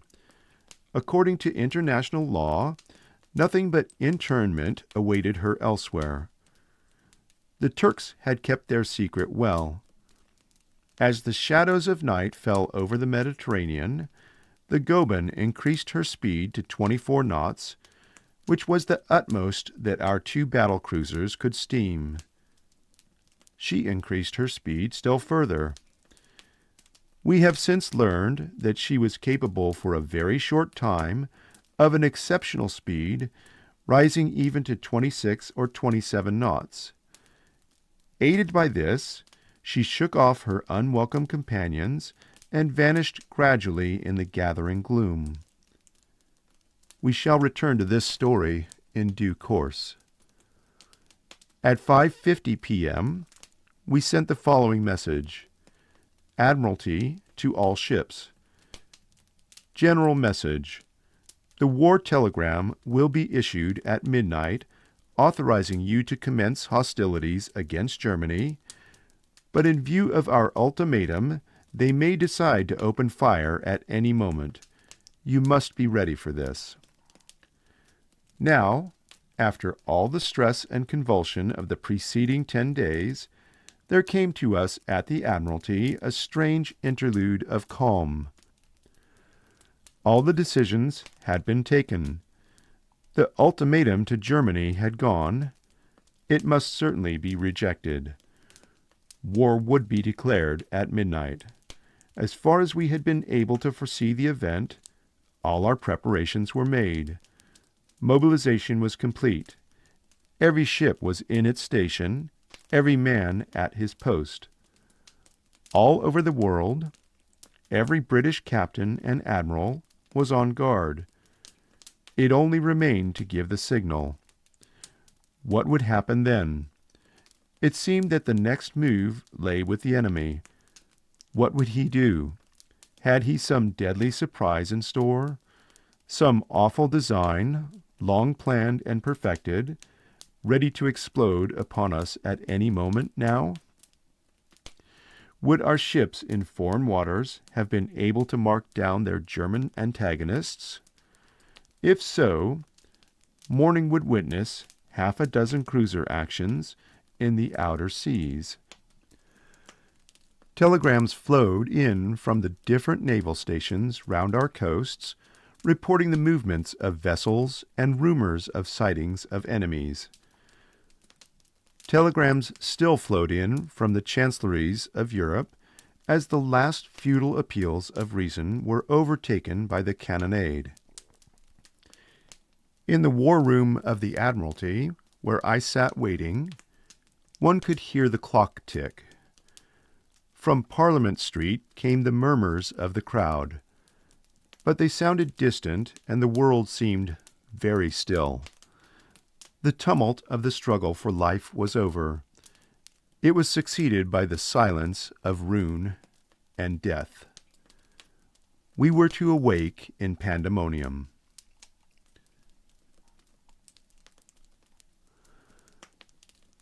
I had the odd sense that it was like waiting for an election result. The turmoil of the contest seemed finished. The votes were being counted, and in a few hours the announcement would be made. One could only wait, but for what a result! Although the special duties of my office made it imperative that I, of all others, should be vigilant and forward in all that related to preparation for war, I claim, as these pages show, that in my subordinate station I had in these years before the war done nothing wittingly or willingly to impair the chances of a peaceable solution, and had tried my best as opportunity offered to make good relations possible between England and Germany. I thank God I could feel also in that hour that our country was guiltless of all intended purpose of war. Even if we had made some mistakes in the handling of this awful crisis, though I do not know them, from the bottom of our hearts we could say that we had not willed it. Germany, it seemed, had rushed with head down and settled resolve to her own undoing, and if this were what she had meant all along, if this was the danger which had really menaced us hour by hour during the last 5 years, and would have hung over us hour by hour until the crash eventually came, was it not better that it should happen now? Now that she had put herself so hopelessly in the wrong, now that we were ready beyond the reach of surprise, now that France and Russia and Great Britain were all in line together? The First Sea Lord and the Chief of Staff came in with French admirals who had hurried over to concert in detail arrangements for the cooperation of the two fleets in the Channel and in the Mediterranean. They were fine figures in uniform and very grave. One felt in actual contact with these French officers how truly the crisis was life or death for France. They spoke of basing the French fleet on Malta, that same Malta for which we had fought Napoleon for so many years, which was indeed the very pretext of the renewal of the war in 1803. Malta ou la guerre. Little did the Napoleon of St. Helena dream that in her most desperate need, France would have at her disposal the great Mediterranean base which his strategic instinct had deemed vital. I said to the admirals, "Use Malta as if it were Toulon." The minutes passed slowly. Once more now, in the march of centuries, Old England was to stand forth in battle against the mightiest thrones and dominations. Once more in defense of the liberties of Europe and the common right must she enter upon a voyage of great toil and hazard across waters uncharted, towards coasts unknown, guided only by the stars. Once more, the far-off line of storm-beaten ships was to stand between the continental tyrant and the dominion of the world. It was 11 o'clock at night, 12 by German time, when the ultimatum expired. The windows of the Admiralty were thrown wide open in the warm night air. Under the roof from which Nelson had received his orders were gathered a small group of admirals and captains, and a cluster of clerks, pencil in hand, waiting. Along the Mall, from the direction of the palace, the sound of an immense concourse singing "God Save the King" floated in. On this deep wave there broke the chimes of Big Ben, and as the first stroke of the hour boomed out, a rustle of movement swept across the room. The war telegram, which meant commence hostilities against Germany, was flashed to the ships and establishments under the white ensign all over the world. I walked across the Horse Guards parade to the cabinet room and reported to the Prime Minister and the ministers who were assembled there that the deed was done. End of chapter 10.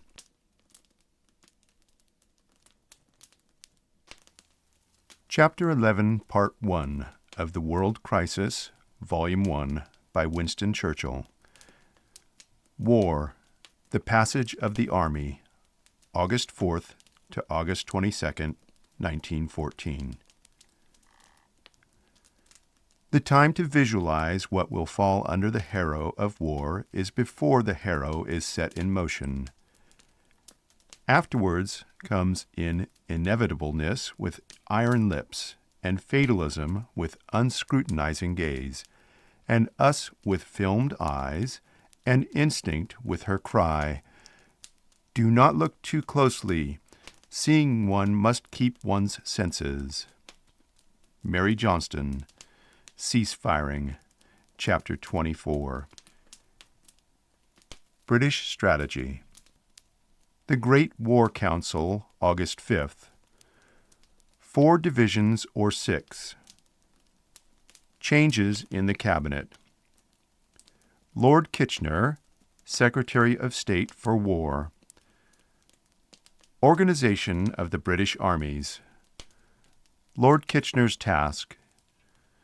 The Royal Naval Division. Departure of the German and Austrian ambassadors. The Board of Admiralty in War. Responsibilities of the First Lord. Procedure. The German method. Relative naval strength.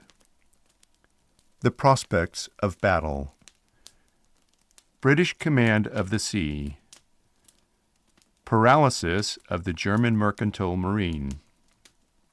Frustration of the German attack on trade. The Goeben at Messina on August 5th. Knowledge and dispositions of Sir Berkeley Milne. Orders to the Indomitable. The Southern exit. No contact with the French. The Goeben and Breslau leave Messina. Rear Admiral Trowbridge's successive decisions. Second escape of the Goeben. Explanations. A sinister fatality. Final abandonment of the pursuit. Transportation of the British Army to France. Instructions to Sir John Jellicoe. Covering movements of the fleet. Safe passage of the army. The deadly hush. The entry of Great Britain into war with the most powerful military empire which has ever existed was strategically impressive. Her large fleets vanished into the mists at one end of the island. Her small army hurried out of the country at the other. By this double gesture, she might seem to uninstructed eyes to divest herself of all her means of defense, and to expose her coasts nakedly to the hostile thrust. Yet these two movements, dictated by the truest strategy, secured at once our own safety and the salvation of our allies. The Grand Fleet gained a station whence the control of the seas could be irresistibly asserted. The regular army reached in the nick of time the vital post on the flank of the French line.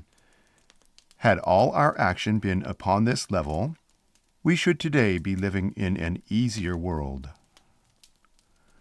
The differences which had prevailed about entering the war were aggravated by a strong cross-current of opinion, by no means operative only in the Cabinet, that if we participated, it should be by naval action alone.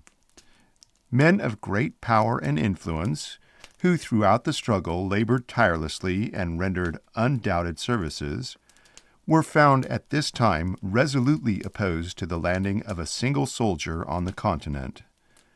And, if everything had not been prepared, if the plan had not been perfected, if it had not been the only plan, and if all military opinion had not been industriously marshaled around it, who shall say what fatal hesitancy might not have intervened? On the afternoon of August 5th, the Prime Minister convened an extraordinary council of war at Downing Street.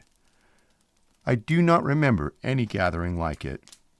It consisted of the ministers most prominently associated with the policy of our entering the war, the chiefs of the Navy and the Army, all the high military commanders, and in addition Lord Kitchener and Lord Roberts. Decision was required upon the question, how should we wage the war that had just begun? Those who spoke for the War Office knew their own minds and were united. The whole British Army should be sent at once to France, according to what may justly be called the Haldane Plan. Everything in that minister's 8 years' tenure of the War Office had led up to this and had been sacrificed for this. To place an army of 4 or 6 divisions of infantry thoroughly equipped with their necessary cavalry on the left of the French line within 12 or 14 days of the order to mobilize, and to guard the home island meanwhile by the 14 territorial divisions he had organized, was the scheme upon which, aided by Field Marshals Nicholson and French, he had concentrated all his efforts and his stinted resources. It was a simple plan, but it was a practical plan. It had been persistently pursued and laboriously and minutely studied. It represented approximately the maximum war effort that the voluntary system would yield, applied in the most effective and daring manner to the decisive spot. And mobilization schemes, railway graphics, timetables, the organization of bases, depots, supply arrangements, etc., filling many volumes, regulated and ensured a thorough and concerted execution. A commander whose whole life led up to this moment had been chosen. All that remained to be done was to take the decision and give the signal.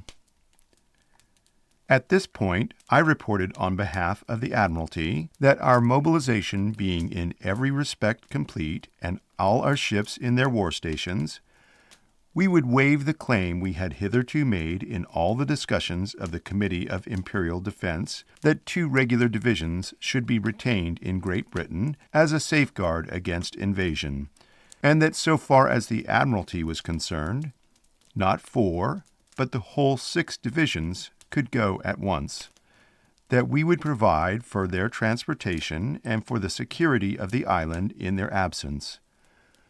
This considerable undertaking was made good by the Royal Navy. Discussion then turned upon the place to which they should be dispatched.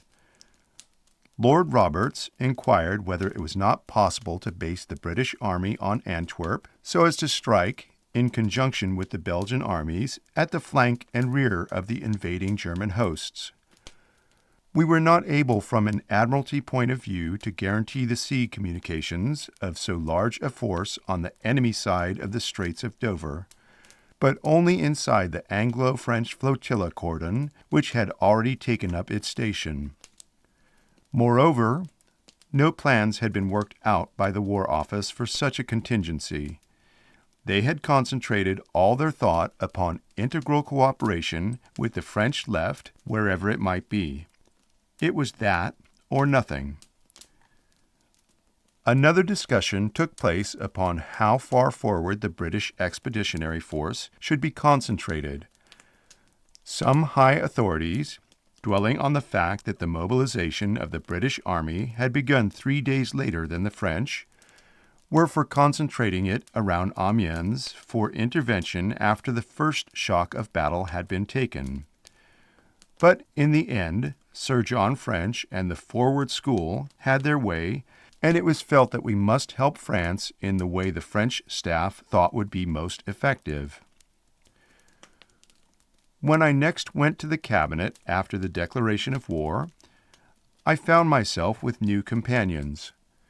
During the previous 7 years, Lord Morley had always sat on the left of the Prime Minister, and I had always sat next to Lord Morley.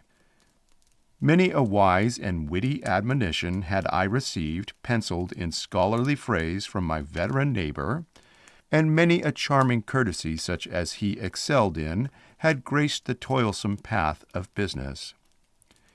He had said to me on the Sunday of resolve, "If it has to be, I am not the man to do it. I should only hamper those like you who have to bear the burden." Now he was gone. In his place sat Lord Kitchener. On my left also there was a fresh figure, the new Minister of Agriculture, Lord Lucas. I had known him since South African war days, when he lost his leg, and to know him was to delight in him.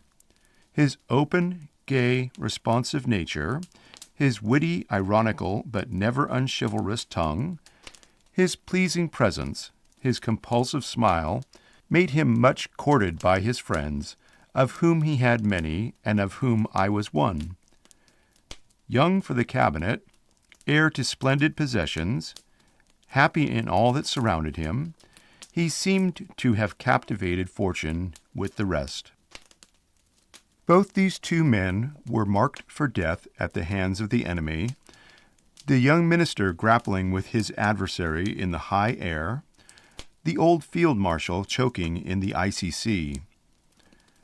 I wonder what the 20 politicians round the table would have felt if they had been told that the prosaic British cabinet was itself to be decimated in the war they had just declared.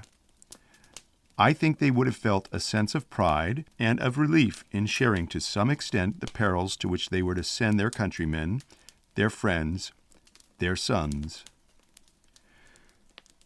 At the Council of War on August 5th, Lord Kitchener had not yet become Secretary of State for War, but I knew that his appointment was impending.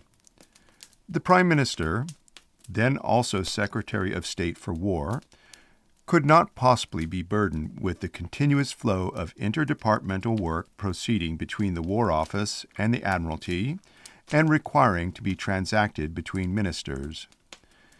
He therefore invited Lord Kitchener to undertake ministerial charge of the War Office, and the Field Marshal, who had certainly not sought this post in any way, had no choice but to accept. My relations with Lord Kitchener had been limited. Our first meeting had been on the field of Omdurman, when, as a lieutenant in the 21st Lancers, I had been sent back to report verbally to the Commander-in-Chief the position of the advancing Dervish army. He had disapproved of me severely in my youth, had endeavored to prevent me from coming to the Sudan campaign, and was indignant that I had succeeded in getting there. It was a case of dislike before first sight.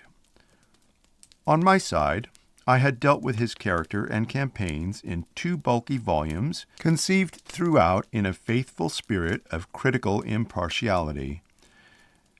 It was 12 years before I saw him again, when we were formally introduced to each other and had a brief talk at the Army maneuvers in 1910.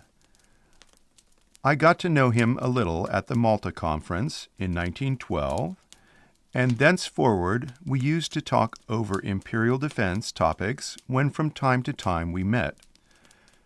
On these occasions I had found him much more affable than I had been led to expect from my early impressions or from all I had heard about him. In the week before the war, we had lunched and dined together 2 or 3 times, and we had discussed all the possibilities so far as we could foresee them. I was glad when he was appointed Secretary of State for War, and in those early days we worked together on close and cordial terms. He consulted me constantly on the political aspects of his work, and increasingly gave me his confidence in military matters. Admiralty and War Office business were so interlaced that during the whole of the first 10 months we were in almost daily personal consultation. I cannot forget that when I left the Admiralty in May 1915, the first, and with one exception, the only one of my colleagues who paid me a visit of ceremony was the overburdened Titan, whose disapprobation had been one of the disconcerting experiences of my youth. As is well known, The British armies on mobilization consisted of a highly organized expeditionary force of 6 regular divisions of infantry and a cavalry division. In addition, there were 2 regular infantry divisions, the 7th and 8th, which had to be collected from their garrisons all over the empire or formed out of troops surplus to the expeditionary force at home. And it was decided also to employ 2 divisions, half British and half native, from India. Behind these trained forces, unquestionably of a very high order, stood 14 territorial divisions and 13 mounted brigades to whom the defense of Britain must be confided. These were little trained, lightly equipped with artillery, but composed of far-sighted and intelligent men who had not waited for the hour of danger to make their country's cause their own. In 6 months, or, as some thought, in a shorter period, such troops could be made to play their part. Lord Kitchener now came forward to the Cabinet on almost the first occasion after he joined us, and in soldierly sentences proclaimed a series of inspiring and prophetic truths. Everyone expected that the war would be short, but wars took unexpected courses, and we must now prepare for a long struggle. Such a conflict could not be ended on the sea or by sea power alone. It could be ended only by great battles on the continent. In these the British Empire must bear its part on a scale proportionate to its magnitude and power. We must be prepared to put armies of millions in the field and maintain them for several years. In no other way could we discharge our duty to our allies or to the world. These words were received by the Cabinet in silent assent, and it is my belief that had Lord Kitchener proceeded to demand universal national service to be applied as it might be required, his request would have been acceded to. He, however, proposed to content himself with calling for volunteers, and in the first instance to form 6 new regular divisions. It would have been far better to have formed the new volunteers upon the cadres of the Territorial Army, each of which could have been duplicated or quadruplicated in successive stages. But the new Secretary of State had little knowledge of and no faith in the British territorial system. The name itself was to him a stumbling block. In the War of 1870, he had been present at a battle on the Loire, probably Le Mans, in which the key of the position, confided to French territorial troops, had been cast away, entailing the defeat of the whole army. He dwelt on this incident to me on several occasions, and I know it had created fixed impressions in his mind. Vain to explain how entirely different were the characters of the troops forming the French and British territorial forces, the former aged conscripts in their last periods of service, the latter keen and ardent youths of strong military predilections. They were territorials, and that was the end of it. This, at the very outset, aggravated the difficulties of his already gigantic task. He set himself to create the cadres first of 6, then of 12, and ultimately of 24 Kitchener Army divisions, at the same time that the recruits were pouring in upon him by the 100,000. That this vast feat of improvisation was accomplished must certainly rank among the wonders of the time.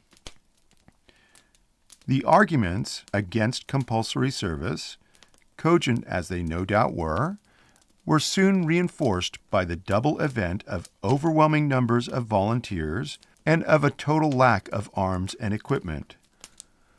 Apart from the exiguous stores held by the regular army, there was literally nothing. The small scale of our military forces had led to equally small factories for war material. There were no rifles, there were no guns, and the modest supplies of shells and ammunition began immediately to flash away with what seemed appalling rapidity. Many months must elapse, even if the best measures were taken, before new sources of supply, even on a moderate scale, could be opened up. One was now to learn for the first time that it took longer to make a rifle than a gun, and rifles were the cruelest need of all. We had nothing but staves to put in the hands of the eager men who thronged the recruiting stations. I ransacked the fleet and the Admiralty stores and scraped together another 30,000 rifles, which literally meant another 30,000 men in the field. Afloat, only the Marines would have their rifles. Jack must, in the last resort, trust to his cutlass as of old. At the moment when Lord Kitchener began the formation of his first 6 new Army divisions, and before the great rush of recruits had begun, I offered him the Royal Naval Division, which he gladly accepted. Before the war, we had foreseen the fact that the Navy would, on mobilization, have many thousands of men in their depots for whom there would be no room in any ship of war that we could send to sea. I had therefore proposed to the Committee of Imperial Defense in 1913 the formation of 3 brigades, one composed of Marines and the other 2 of men of the Royal Naval Volunteer Reserve and of the Royal Fleet Reserve. These brigades it was intended to use to assist in home defense in the early stages of a war. The cadres were therefore easily formed from the available resources. The Marine Brigade was already virtually in existence, and it was clear that all 3 would be ready for action long before any of the new troops that were being raised. The naval volunteers, who longed to serve afloat, accepted the new task with many heartburnings, but with boundless loyalty. Alas, for most of them it proved a fateful decision. Few there were of that gallant company that survived unscathed. As for their deeds, they will not be forgotten in the history even of these crowded times. It fell to my lot to prescribe the arrangements for the departure of the German ambassador and, 8 days later, of his Austrian colleague. Accordingly, on the morning of August 5th, I sent my Naval Secretary, Admiral Hood, in uniform to the German embassy, desiring to know in what manner we might facilitate Prince Lichnowsky's wishes and convenience.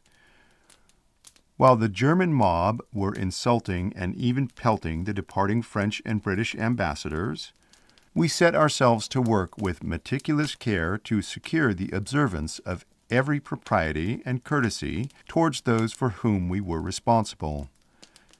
Prince Lichnowsky has given his own record of his ceremonious treatment, which appeared to make a marked impression upon his mind. To Count Mensdorff, the Austrian ambassador, I wrote as follows: August 13th, 1914. My Naval Secretary, Admiral Hood, who brings this letter, is instructed to put himself at your disposal in arranging for the comfort and convenience of your journey by sea. If there is any way in which I can be of service to you at this time, you will not, I hope, fail to command me. Although the terrible march of events has swept aside the ancient friendship between our countries, the respect and regard which spring from so many years of personal association cannot pass from the hearts of your English friends. The Austrian ambassador asked that a ship might be provided to take him direct to Trieste, and that consideration might be shown to a number of unhappy Austrian non-combatants long resident in London who now had to fly the country. I therefore arranged that upwards of 200 persons should embark in the ambassador's ship. I felt sure that in taking these measures, I was acting in accord with what British dignity required. The position of the Admiralty in relation to the fleet, and of the First Lord in relation to his naval colleagues under conditions of war, requires explanation. The control of the main armies was divided between the War Office and General Headquarters, but in the Admiralty, these functions were inevitably combined to a far larger extent. The naval commander-in-chief, living with his actual fighting fleet and always ready at a few hours' notice to lead it personally into full battle, stood much nearer to the event than his military counterpart. The staff which he could accommodate upon his flagship, the volume of business which he could transact, were necessarily limited by physical conditions. Everything must be ready to move at the shortest notice into extreme danger, and staff, office, organization, commander-in-chief might vanish out of existence in an instant. The first duty of commander-in-chief was to keep his mind and body fit for the supreme task of personally commanding the mighty array of ships when in contact with the enemy, the vigilant guarding of the fleet from danger, its training for battle, its organization, its efficiency, and the direct personal conduct of individual operations were all concentrated in one man. But this was enough. It was the duty of the Admiralty, so far as possible, to shield him from all further responsibilities or anxieties, to lap him round with securities and assistance, and to bear all other parts of the great load of war themselves. The Admiralty itself was also in direct contact with the event. It not only exercised administrative control over the Navy and over the whole of the preparations for strengthening and developing the fleet, it not only determined the strategic distribution of our naval power in every theater, but from its wireless masts or by cable, it issued information often of a vital character to ships in many instances actually in contact with the enemy. It was the only place from which the supreme view of the naval scene could be obtained.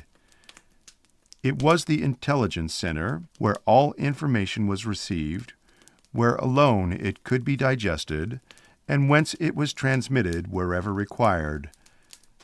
It moved the fleets, squadrons, and flotillas out of harbor when information pointed to enemy's activities being probable.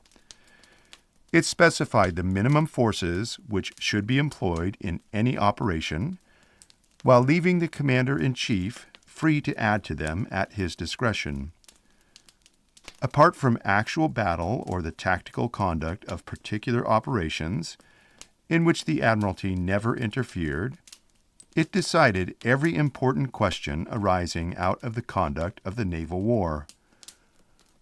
Robed in the august authority of centuries of naval tradition and armed with the fullest knowledge available, the Board of Admiralty wielded unchallenged power. As these conditions arose naturally and inevitably and will certainly be reproduced in one form or another should there be a future war, it is of high importance to pierce beneath the corporate responsibility of this organism and lay bare how the machine actually worked. In practice, it resolved itself, and could only resolve itself, into the intimate comradeship and cooperation of the First Lord and the First Sea Lord, with the Chief of the Staff, not at this time a member of the Board, standing at their side. By the letters patent and orders in council constituting his office, the First Lord is responsible to Crown and Parliament for all the business of the Admiralty. In virtue of this, he delegates to an eminent sailor the responsibility for its technical and professional conduct. But he cannot thus relieve himself either in theory or in fact. He is held strictly accountable for all that takes place. For every disaster he must bear the blame. The credit of victories rightly goes to the commanders who gain them.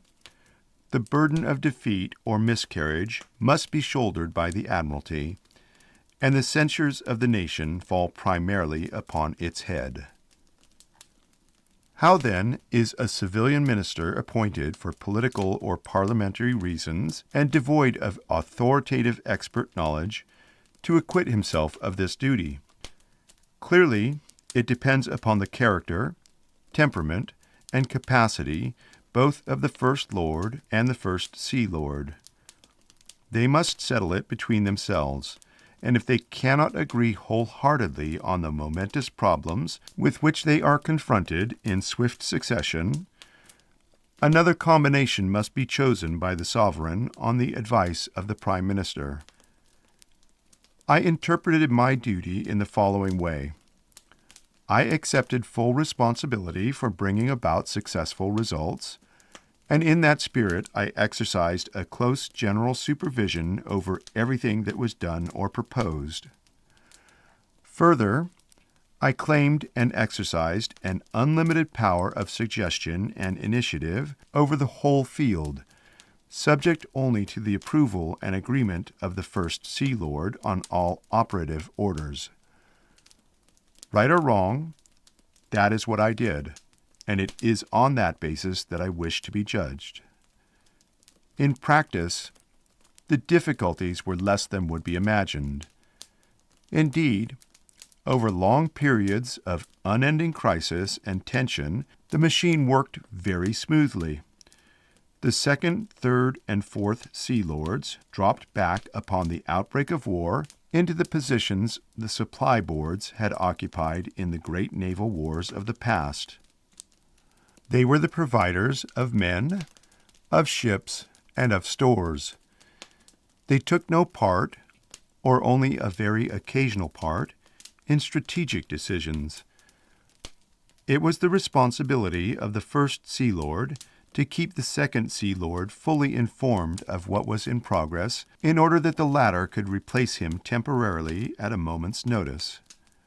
In practice, however, both Prince Louis and Lord Fisher worked more closely with the Chief of the Staff, and these two presented themselves to me always in full accord.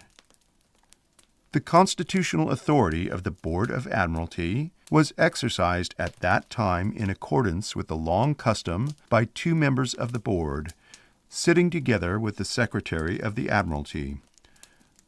Thus, the Admiralty War Group at the beginning of the struggle consisted of the First Lord, the First Sea Lord, the Chief of the Staff, and the Secretary. To these were added, when the First Sea Lord wished and on particular occasions, the Second Sea Lord and certain special advisers, of whom more anon. We met every day and sometimes twice a day, reviewed the whole position, and arrived at a united decision on every matter of consequence. The execution was confided to the Chief of the Staff. The Secretary registered, recorded, and apart from the orders given by the War Staff, took the consequential action. Besides our regular meetings, the First Sea Lord and I consulted together constantly at all hours. Within the limits of our agreed policy, either he or I gave in writing authority for telegrams and decisions which the Chief of the Staff might from hour to hour require.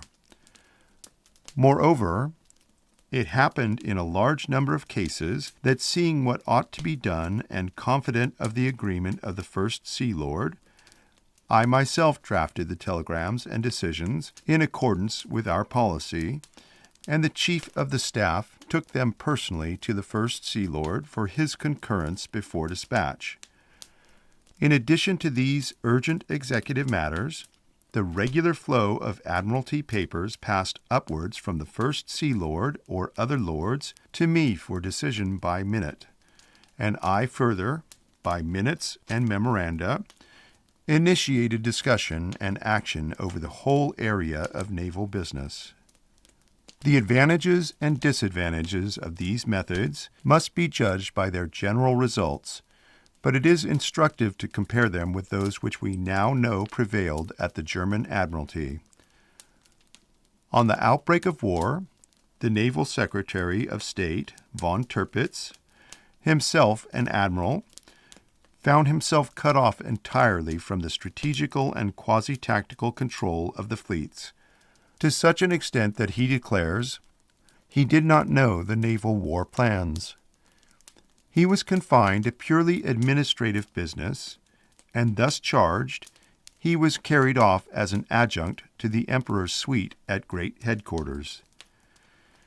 The naval staff, headed in the first instance by von Pohl, alone had the ear of the Emperor and received from the lips of the All-Highest indications of his imperial pleasure. The position of Admiral von Tirpitz was therefore most unhappy. The naval staff warded him off the Emperor as much as possible, and persuaded the Emperor to repulse his efforts to break in. The Emperor, oppressed with the whole burden of the state, gave to the staff from time to time directions and uttered passing expressions, which thereafter operated with irresistible authority. It is to this state of affairs that Admiral von Tirpitz ascribes the paralysis which gripped the German fleet through the first critical months of the naval war. This it was, according to him, that lost the opportunity of fighting the supreme battle under the least unfavorable conditions, enabled the control of the seas to pass into our hands practically without a struggle, and secured the uninterrupted transport of our armies to the continent.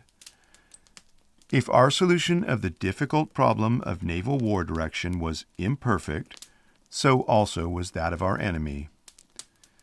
A study of the tables and diagrams set out in the appendix shows that our known margin of superiority in home waters was smaller then than at any subsequent moment in the war.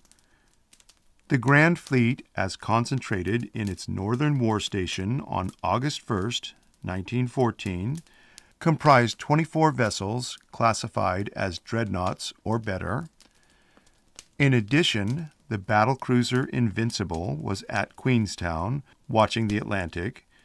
The 2 Lord Nelsons were with the Channel Fleet, and 3 battlecruisers were in the Mediterranean. The Germans actually mobilized 16 ships, similarly classed.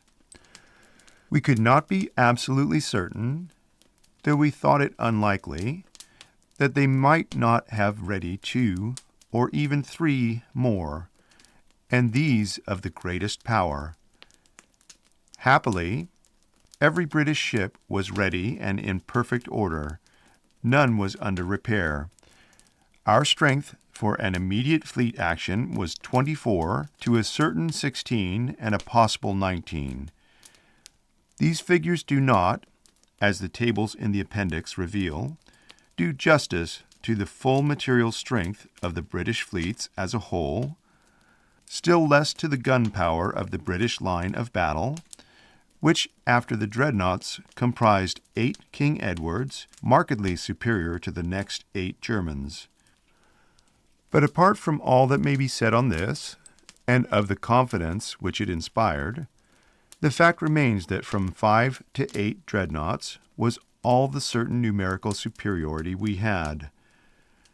There was not much margin here for mischance, nor for the percentage of mechanical defects which in so large a fleet has to be expected, and no margin whatever for a disaster occasioned by surprise had we been unready. To a superficial observer who from the cliffs of Dover or Portland had looked down upon a battle squadron of 6 or 7 ships, lying in distant miniature below, the foundation upon which the British world floated would have presented itself in a painfully definite form.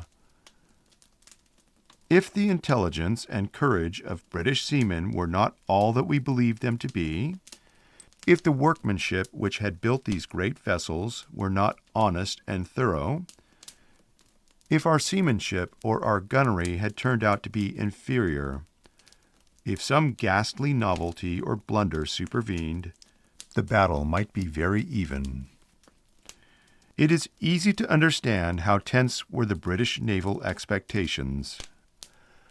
If the German Navy was ever to fight a battle, now at the beginning was its best chance. The German Admiralty knew, of course, what ships we had available, and that we were mobilized, concentrated, and at sea. Even if they assumed the extraordinary fact that every one of our dreadnoughts was ready and that not one of them had developed a defect, they could fight, to German eyes, a battle 16 against a maximum 27. Heavy odds from their point of view, still heavier when the survey was extended to the whole of the fleets, but yet odds far less heavy than they would have to face after 6 months, after 12 months, or at any later period. For look at the reinforcements which were approaching these two opposing fleets. They must assume that, in addition to completing our own vessels, we should requisition every battleship building for a foreign power in our yards, and on this basis 7 great ships must join the Grand Fleet within 3 months, and 12 great ships within 6 months, against which only 3 in 3 months and 5 in 6 months could be reckoned on their side, leaving the balance in 3 months at 34 to 19, and in 6 months at 39 to 21. And this took no account of 3 battle cruisers in the Mediterranean and 1, Australia, in the Pacific, which obviously we could bring home if necessary. Here, then, was the least unfavorable moment for Germany. Here was the best chance they would ever see. Was it not also the strategic moment? Might they not assume that the transportation of the British Army to France would be a grave preoccupation for the Admiralty? Was it not clear that a victory, even a partial victory, would be more fruitful at this juncture than at any other? 42 fast German merchant cruisers needed only a breathing space to get loose and to arm upon the seas, requiring afterwards to be hunted down one by one. Might not, above all, the interruption and delay in the transportation of the army be of real effect in the supreme trial of strength on land? The German staff believed in a short war. They were staking everything upon a supreme trial of strength on land. Why should not the German fleet be hurled in too and play its part for what it was worth in the supreme decision? To what other use could it ever be put? We therefore looked for open battle on the sea. We expected it, and we courted it. The news that the two navies were approaching each other to take a decision in blue water would have been received in the fleet with unaffected satisfaction, and at the Admiralty with composure. We could not send our Grand Fleet into the minefields and submarine-infested areas of the Heligoland Bight, but had battle been offered by the enemy under any conditions which did not put us at a serious disadvantage, it would have been at once accepted. In fact, however, the sober confidence of the Admiralty was based upon calculations of relative naval strength, the soundness of which was not disputed by the German naval staff. Even von Tirpitz, the advocate of action, writes, "Against an immediate fight was the fact that the whole English fleet was ready for battle when the war broke out, owing to the test mobilization, whereas only our active squadrons were ready. Great Britain," says the official German naval history, "had secured extensive military advantages by her test mobilization and her subsequent measures, regardless of the uneasiness necessarily provoked thereby, which advantage Germany could not counter or overtake. The German staff felt that even if this was the best chance for a trial of strength, it was still a chance so hazardous and even so forlorn that it was not worth taking. and their battle fleet remained hoarded up in harbor for an ignominious day, imposing upon the British, no doubt, a continued and serious expenditure of our resources for naval purposes, gaining for Germany substantial advantages of a secondary character, but not exercising any decisive influence upon the whole course of the war. So we waited, and nothing happened. No great event immediately occurred. No battle was fought. The Grand Fleet remained at sea. The German fleet did not quit the shelter of its harbors. There were no cruiser actions. A German mine layer, sowing a minefield off Harwich, was chased and sunk by a flotilla of destroyers led by the Amphion, and the Amphion returning was blown up on the German minefield. Otherwise, silence unbroken by cannon brooded over the broad and narrow waters. But during that silence, and from its first moment, the sea power of Great Britain ruled unchallenged throughout the world. Every German cruiser in foreign waters vanished into the immense spaces of the sea. Every German merchant ship, from the earliest moment when the entry of Britain into the war became apparent, fled for neutral harbors. 7 out of 8 potential commerce destroyers were bottled up without ever a shot being fired. German seaborne trade outside the Baltic ceased to exist from the night of August 4th.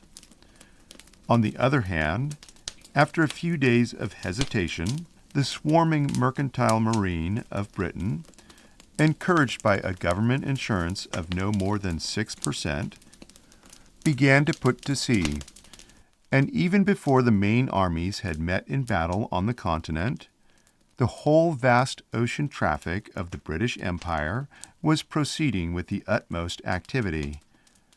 By the end of August, the rate of insurance had already fallen to 6%, and the Admiralty was able to announce that of the 42 German liners from whom attacks on trade were to be apprehended, 11 were tied up unarmed in harbors of the United States, watched outside territorial limits by British cruisers. 6 had taken refuge in other neutral harbors, where they were either dismantled or observed. 14 were in German ports gripped by the blockade. 6 were held as prizes in British hands, and only 5 remained unaccounted for and unlocated. The fate of these 5 will be recounted later. End of Chapter 11, Part 1.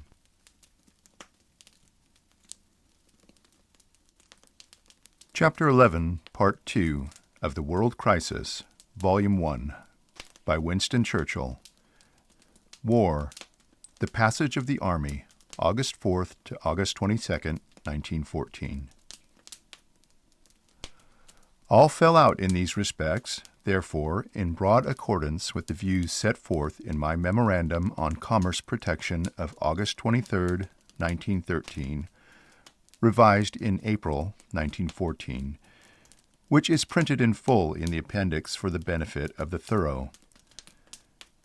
None of those gloomy prophecies which had formed the staple of so many debates and articles, that our merchant ships would be hunted from the seas by German raiders, that scores of additional British cruisers would be required for commerce protection, that British merchant ships, once safe in harbor, would not venture to sea, materialized, and they might be relegated to the limbo of exploded alarms.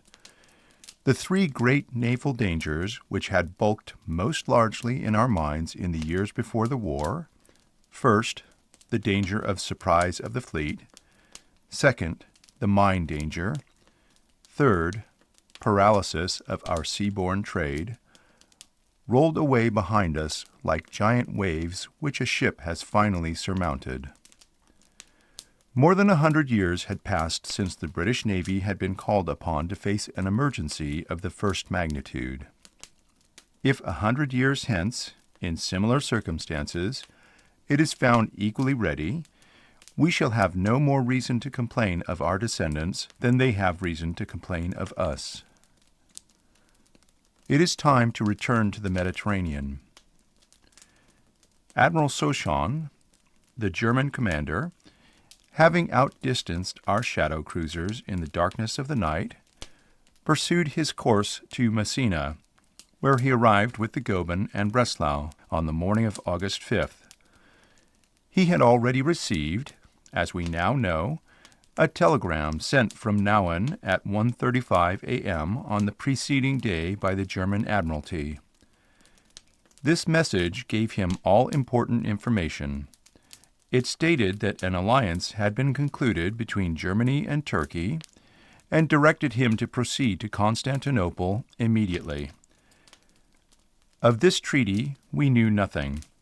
All our reports were of an entirely different tenor, nor was it till long afterwards that we learnt the true attitude of Turkey at this hour. On arrival at Messina, the Goeben and Breslau began to coal from German colliers. This occupied the whole of the day, the whole of the night, and the greater part of the next day, the 6th. Exactly 36 hours elapsed before the Goeben moved. Meanwhile, the light cruiser Gloucester, watching off the southern exit of the Straits of Messina, reported at 3:35 p.m. on August 5th to Sir Berkeley Milne that the strength of the wireless signals she was taking in indicated that the Goeben must be at Messina. The British commander-in-chief had left the Malta Channel in his flagship, the Inflexible, after midnight of August 4th, and at about 11 a.m. on August 5th he had assembled all his 3 battle-cruisers and 2 light cruisers off Pantellaria Island, midway between Sicily and the African coast. According to his own published account, he had learned on the 4th that the German mail steamer General was remaining at Messina at the disposition of the Goeben. He therefore believed throughout the whole of the 5th that the Goeben, Breslau, and General were all at Messina. His belief was correct. One of his battle cruisers, the Indomitable, had to coal. He sent her to Biserta. This was an important decision. Considering that he believed that the Goeben was at Messina, and that he intended himself to watch to the northward with 2 battle cruisers, some authorities have held that it would have been a sensible precaution to let this 3rd ship coal at Malta, where facilities were certain and instant, and whence she could so easily move to close the southern exit from Messina, or join Rear Admiral Trowbridge in the mouth of the Adriatic, as that officer had been led to expect. By sending the Indomitable to coal at Malta, he could have placed 2 battle cruisers watching the northern exit and 1 at the southern. But the commander-in-chief decided to keep all 3 battle cruisers together in his own hand and to patrol off the western end of Sicily between Sardinia and Biserta. The southern exit was therefore left completely open to the Goeben, and a severe action was reserved for Rear Admiral Trowbridge if, as seemed likely, she ran up the Adriatic. At 5 p.m. on the 5th, Sir Berkeley Milne received the signal sent by the Gloucester at 3:35 p.m., reporting the presence of the Goeben at Messina. Here was certain confirmation of his belief. He was at this moment about 100 miles west of Sicily. He continued, however, to cruise with his 2 ships between Sicily and Sardinia, and as late as the evening of August 6th, his orders to the Indomitable were still to join him thereabouts. He did this because he considered that placing all 3 battle cruisers in this position was his surest way of carrying out the instructions of the Admiralty telegram of July 30th about aiding the French in the transport of their African army. That it was one method of carrying out these orders cannot be disputed, and the Admiral has set out in his book the reasons which led him to adopt it. The superior speed of the Goeben made it necessary, he states, if he were to intercept her, that he should stand a long way off and have timely notice of her approach. To place this whole force in this way between her and the French transports was, he argues, the best chance of catching the Goeben if she tried to attack them. He reported his intended dispositions late on the 4th to the Admiralty, whose only comment upon them was, "Watch over the Adriatic should be maintained for the double purpose of preventing the Austrians from coming out or the Germans from entering." The exceedingly prompt manner in which the Goeben had been found, although in the open sea, on the 4th, had given the Admiralty the feeling that the Admiral on the spot had a grip of the situation and needed no further directions. Sir Berkeley Milne had not, however, succeeded in communicating with the French Admiral, although he had made repeated attempts by wireless and had sent the Dublin to Biserta with a letter. He did not know where the French fleet or the French transports were. He did not tell the Admiralty this. The Admiralty, for their part, after the general telegram of August 4th enjoining immediate consultation with the French, assumed that the two commanders-in-chief in the Mediterranean were acting in concert. They did not therefore ask the French for any information, nor was any volunteered by the French Admiralty. Any inquiry addressed to Paris would have elicited the fact that the French had changed their plans and that no transports were yet at sea. All parties were on this point to some extent in fault. Meanwhile, the British ambassador in Rome was endeavoring to tell the Admiralty as soon as the pressure on the wires allowed that the Goeben was at Messina. The news did not reach London till 6 p.m. on August 5th. The Admiralty passed it without comment, though with some delay, to Sir Berkeley Milne, who already knew from other sources. It is a fair criticism on the Admiralty that they did not immediately they knew the Goeben was at Messina authorize the British ships to follow her into the Straits.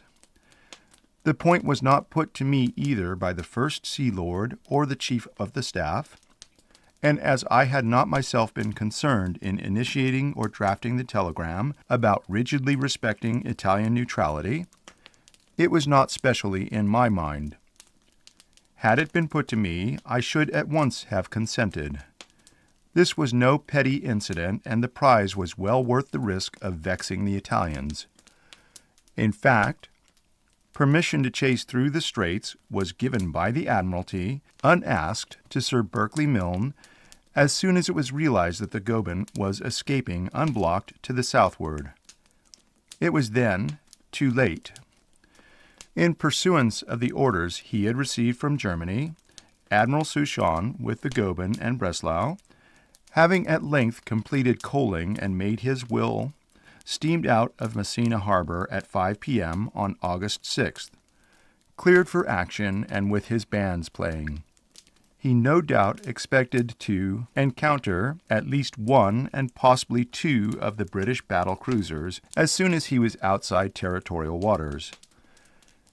In view of the fact that, as he was aware, his position must have been accurately known to the British commander-in-chief for many hours, this assumption was not unreasonable. Unhappily, as has been described, every one of the 3 British battle cruisers was otherwise engaged. Thus, when the German admiral rounded the southern point of Italy and turned eastward, the only 3 antagonists whose combination of power and speed he had to dread were already far astern. Still, there was the British armored cruiser squadron watching the Adriatic. This squadron consisted of 4 good ships, Defence, Warrior, Duke of Edinburgh, and Black Prince. It was commanded by Rear Admiral Trowbridge, who had also under his orders 8 destroyers, and was being joined by the light cruiser Dublin and 2 more destroyers from Malta. It is necessary to restate the facts of this officer's action. On the assumption, which was dominant, that the Goeben would make for Pola, Admiral Trowbridge was well placed for meeting her. It was not until he heard from the Gloucester, that she had turned south and was persistently steering on a southeasterly course that any new decision was required from him. He received no orders to quit his station from Sir Berkeley Milne. He was in constant hope of receiving a battle cruiser. But Admiral Trowbridge decided to act on his own responsibility. 8 minutes after midnight of August 6th, i.e., 08, August 7th, he gave orders to his 4 cruisers and his 8 destroyers to steam southward at full speed for the purpose of intercepting the Goeben. He also signaled to the Dublin, Captain John Kelly, at that moment coming from Malta to join him with the 2 extra destroyers, to head her off. He reported his decision to the Commander-in-Chief. Thus, at midnight, August 6th to 7th, 16 British vessels were converging upon the Goeben and Breslau, and were in positions from which they could hardly fail to intercept the enemy shortly after daylight. At 3:50 a.m., however, after further reflection and having received no orders or reply from Sir Berkeley Milne, Admiral Trowbridge became convinced that he could not hope to engage the Goeben under the advantageous conditions of the half-light of dawn, and that in an action fought in broad waters in full daylight, his 4 ships would be sunk one after another by the Goeben, who all the time would keep outside the range, 16,000 yards, of the British 9.2-inch guns. This is thought by some naval officers to be an extreme view. The limited ammunition of the Goeben would have had to have been wonderfully employed to have sunk all 4 British armored cruisers, seriatim, at this long range. Moreover, if the Goeben and Breslau had become involved in an action, it is hard to believe that none of the 16 British cruisers and destroyers which were available could have closed in upon them and attacked them with gun or torpedo. All the destroyers were capable of reaching the enemy and could have found their opportunity to attack. It would have been indeed a prodigious feat on the part of the Germans to dispose of so many antagonists at once. However, the admiral came to the conclusion that the Goeben was a superior force, which by his instructions, passed to him by the Commander-in-Chief, he was not to engage. And in this conclusion he has been sustained by a British naval court-martial. He thereupon desisted from his attempt to intercept the Goeben, turned his ships and destroyers, and entered the harbor of Zante about 10 a.m., preparatory to resuming his watch in the Adriatic. The Dublin and her 2 destroyers, having asked and been refused permission to make a daylight attack, had attempted to intercept the Goeben before dawn, but did not succeed in finding her in the darkness. By 6 o'clock, therefore, on the morning of August 7th, the Goeben, already the fastest capital unit in the Mediterranean, was steaming on an unobstructed course for the Dardanelles, carrying with her for the peoples of the East and Middle East more slaughter, more misery, and more ruin than has ever before been borne within the compass of a ship. Thus, of all the British vessels which were or could have been brought within effective distance, none did anything useful, excepting only the 2 light cruisers Dublin and Gloucester, commanded, as it happened, by 2 brothers. The Dublin, Captain John Kelly, as we have seen, did all in her power to place herself athwart the enemy's course and to fight him by night or day. And the Gloucester, Captain W.A. Howard Kelly, hung on to the heels of the Goeben till late in the afternoon, in extreme danger and with the utmost tenacity, and only relinquished the chase under the direct orders of the Commander-in-Chief. Various explanations have been offered for the failure to bring the Goeben to action after the declaration of war, and every telegram sent by the Admiralty was searched to find phrases which could justify or palliate what had occurred. For instance, It was pleaded that the sentence in the Admiralty telegram to the Commander-in-Chief of July 30, "Do not at this stage be brought to action against superior forces except in combination with the French as part of a general battle," justified Admiral Trowbridge in refraining from attacking the Goeben with his 4 armored cruisers. On this, it may be observed that this sentence is clearly shown by the context to refer to the Austrian fleet against whose battleships it was not desirable that our 3 battle cruisers should be engaged without battleship support.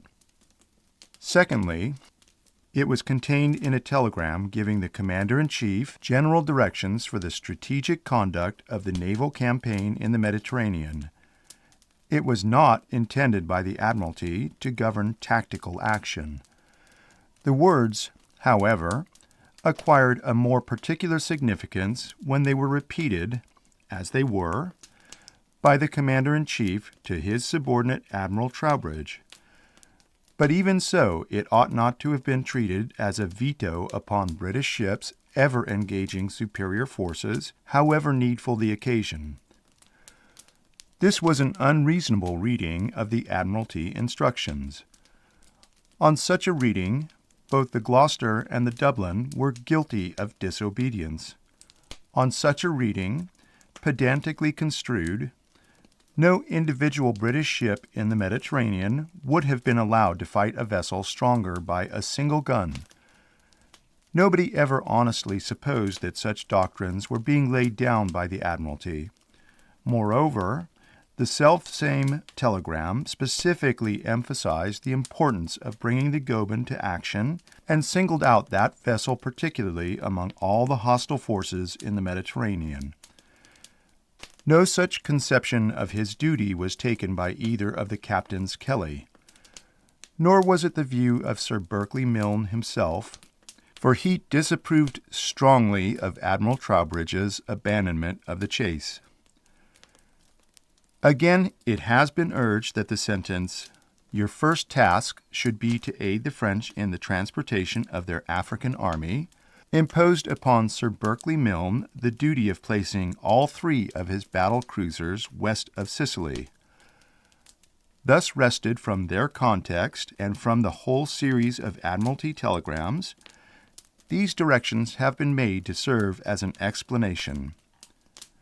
Against them must be read the full text.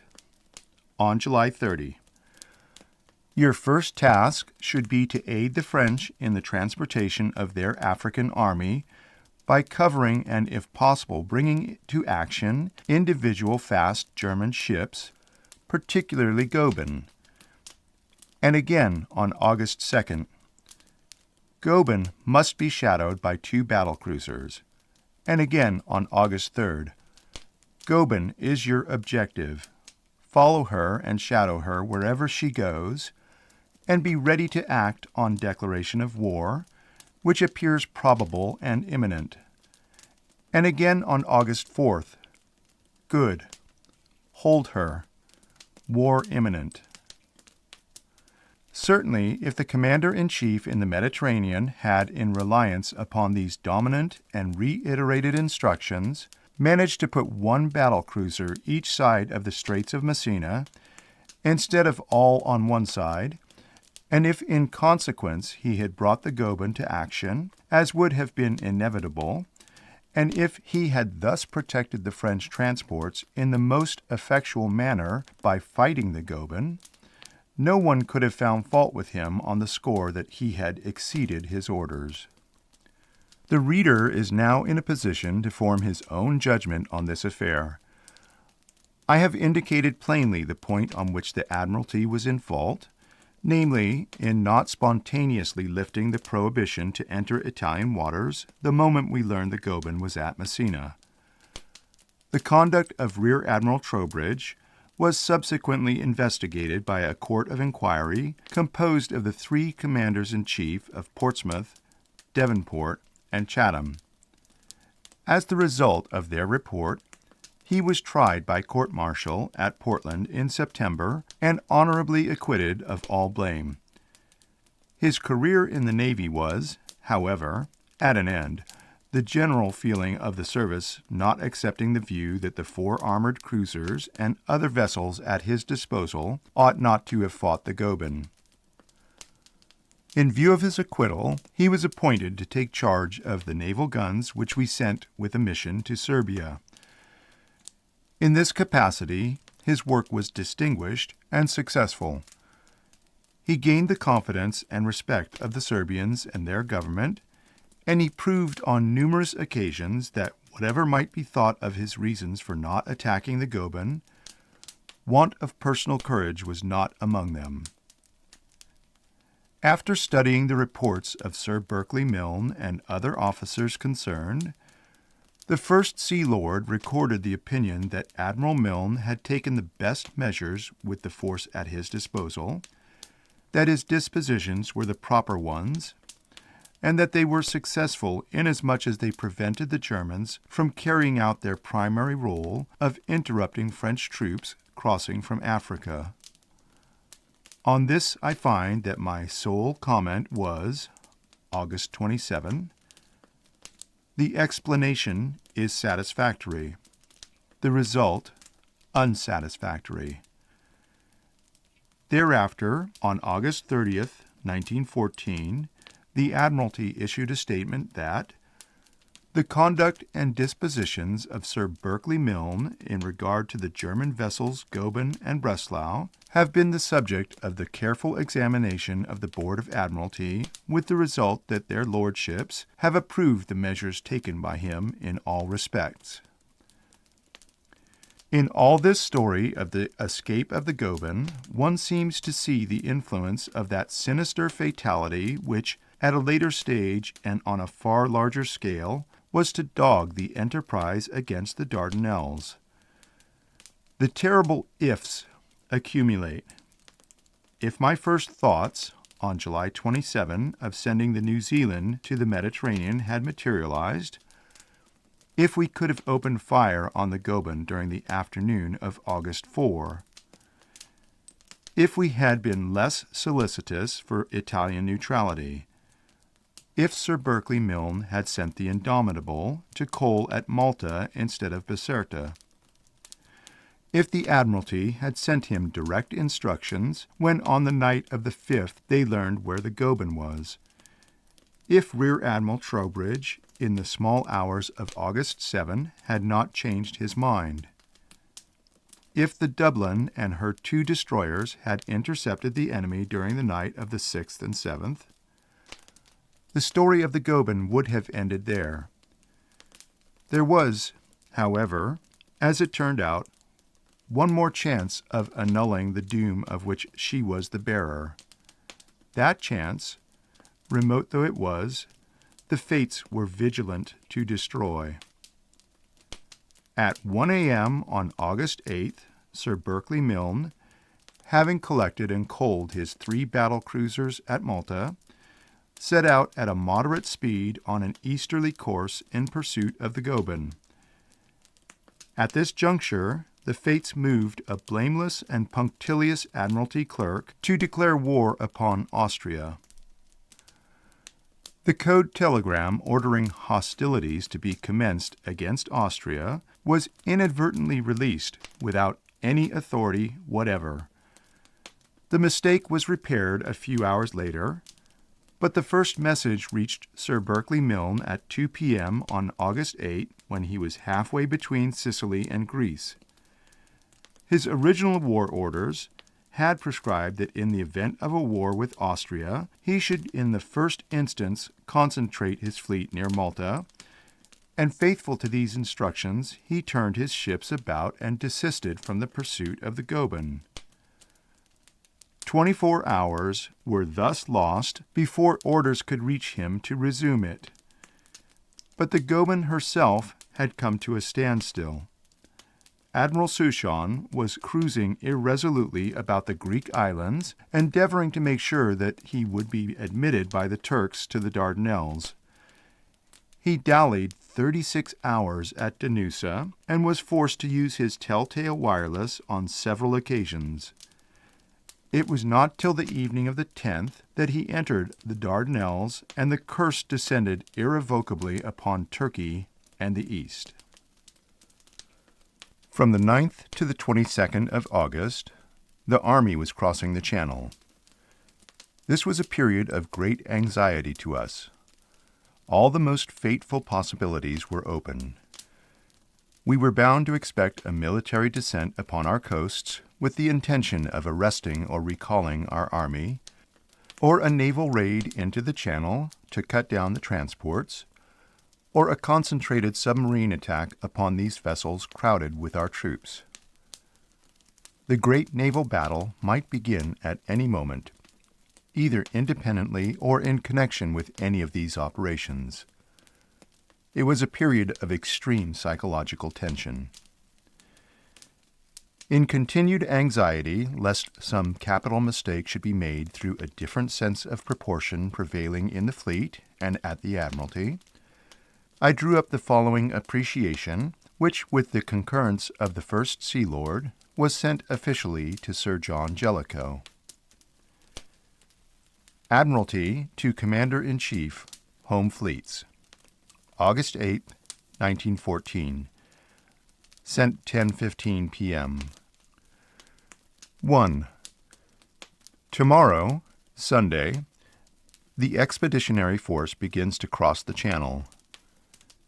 During that week, the Germans have the strongest incentives to action.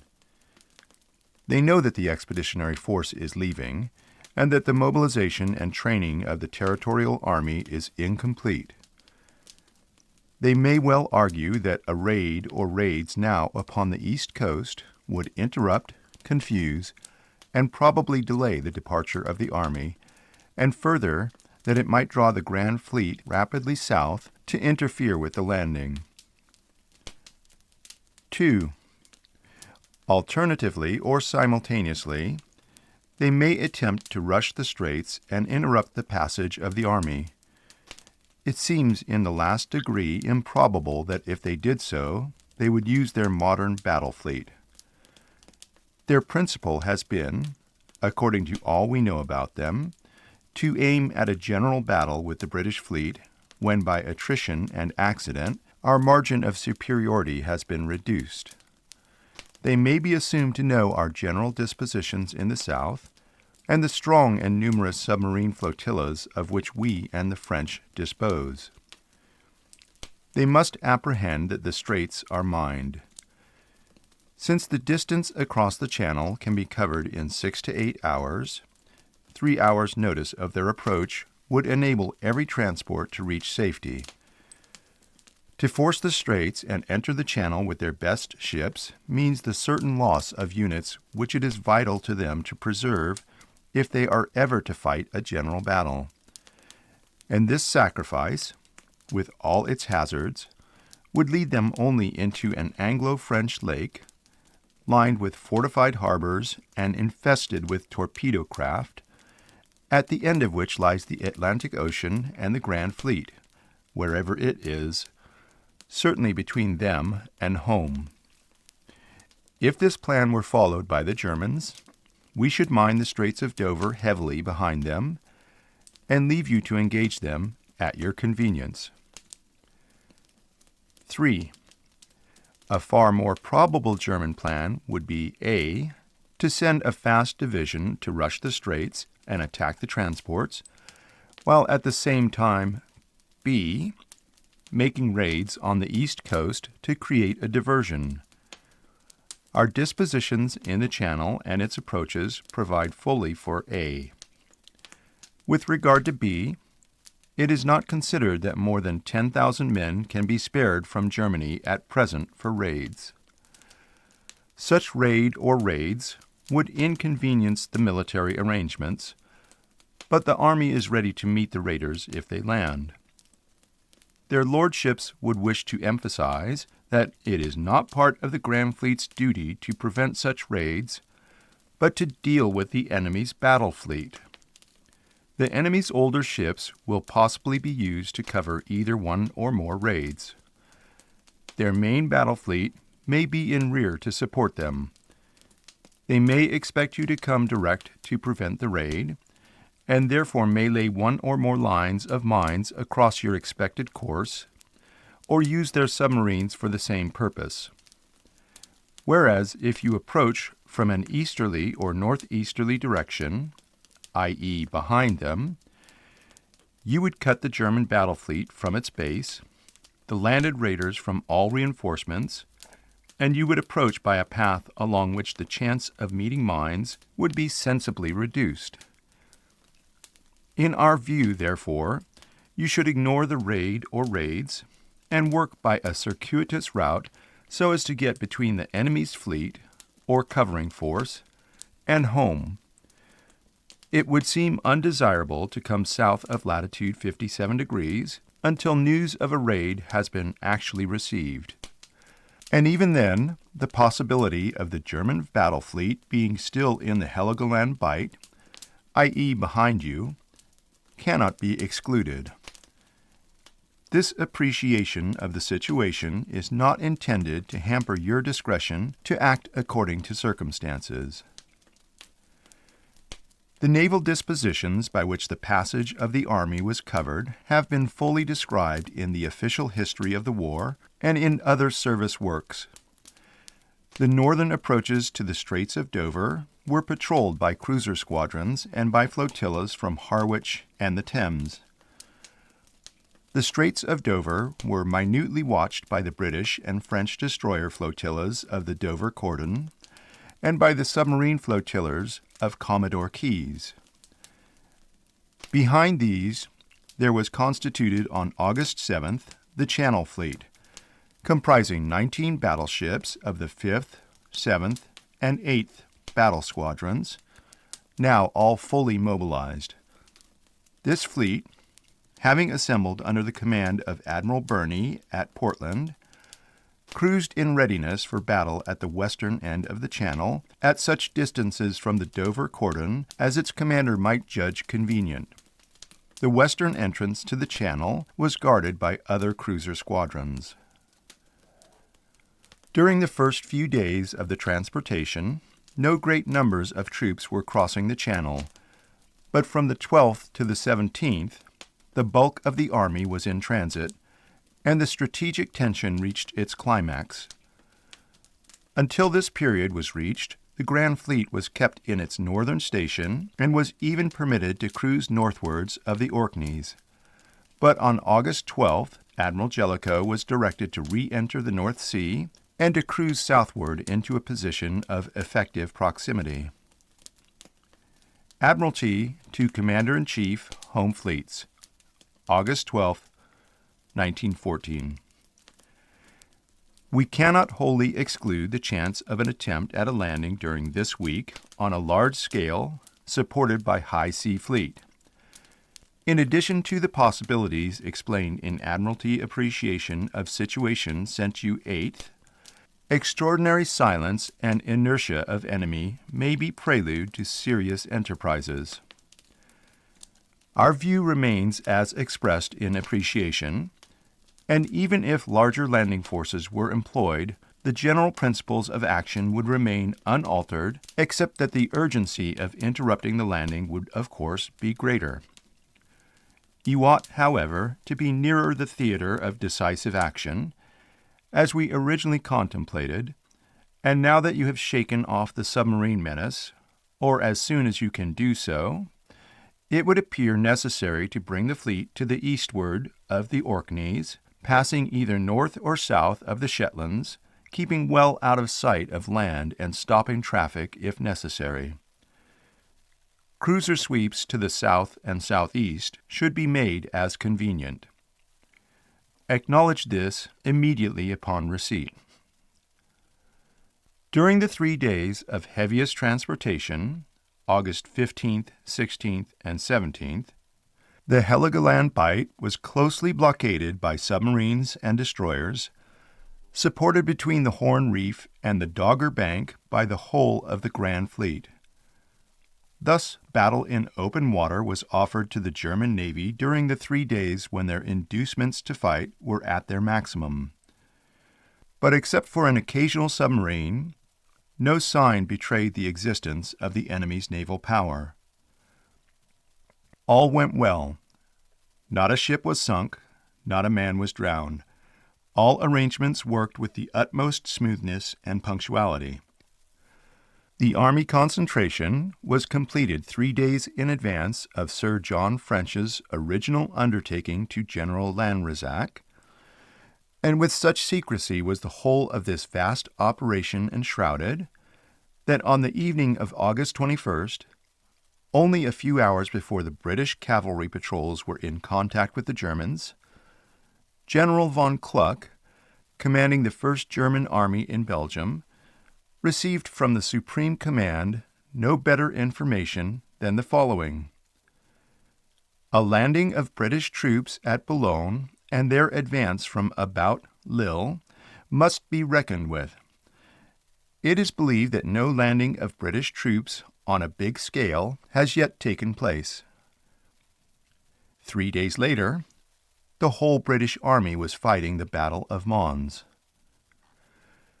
The silence at sea was accompanied by a suspense on land. Except for the overrunning and trampling down of Liège and a French raid into Alsace, only the covering troops of the great armies were in contact. There was a long, stifling pause before the breaking of the storm. All over Europe, millions of men, pouring along the roads and railroads, flowing across the Rhine bridges, draining from the farthest provinces of the wide Russian Empire, streaming northwards from southern France and northern Africa, were forming in the immense masses of maneuver or the lines of battle. There was plenty to fill the newspapers, but to those who understood what was coming, the fortnight with which this chapter is concerned seemed oppressed by a deathly hush. End of chapter 11, part 2.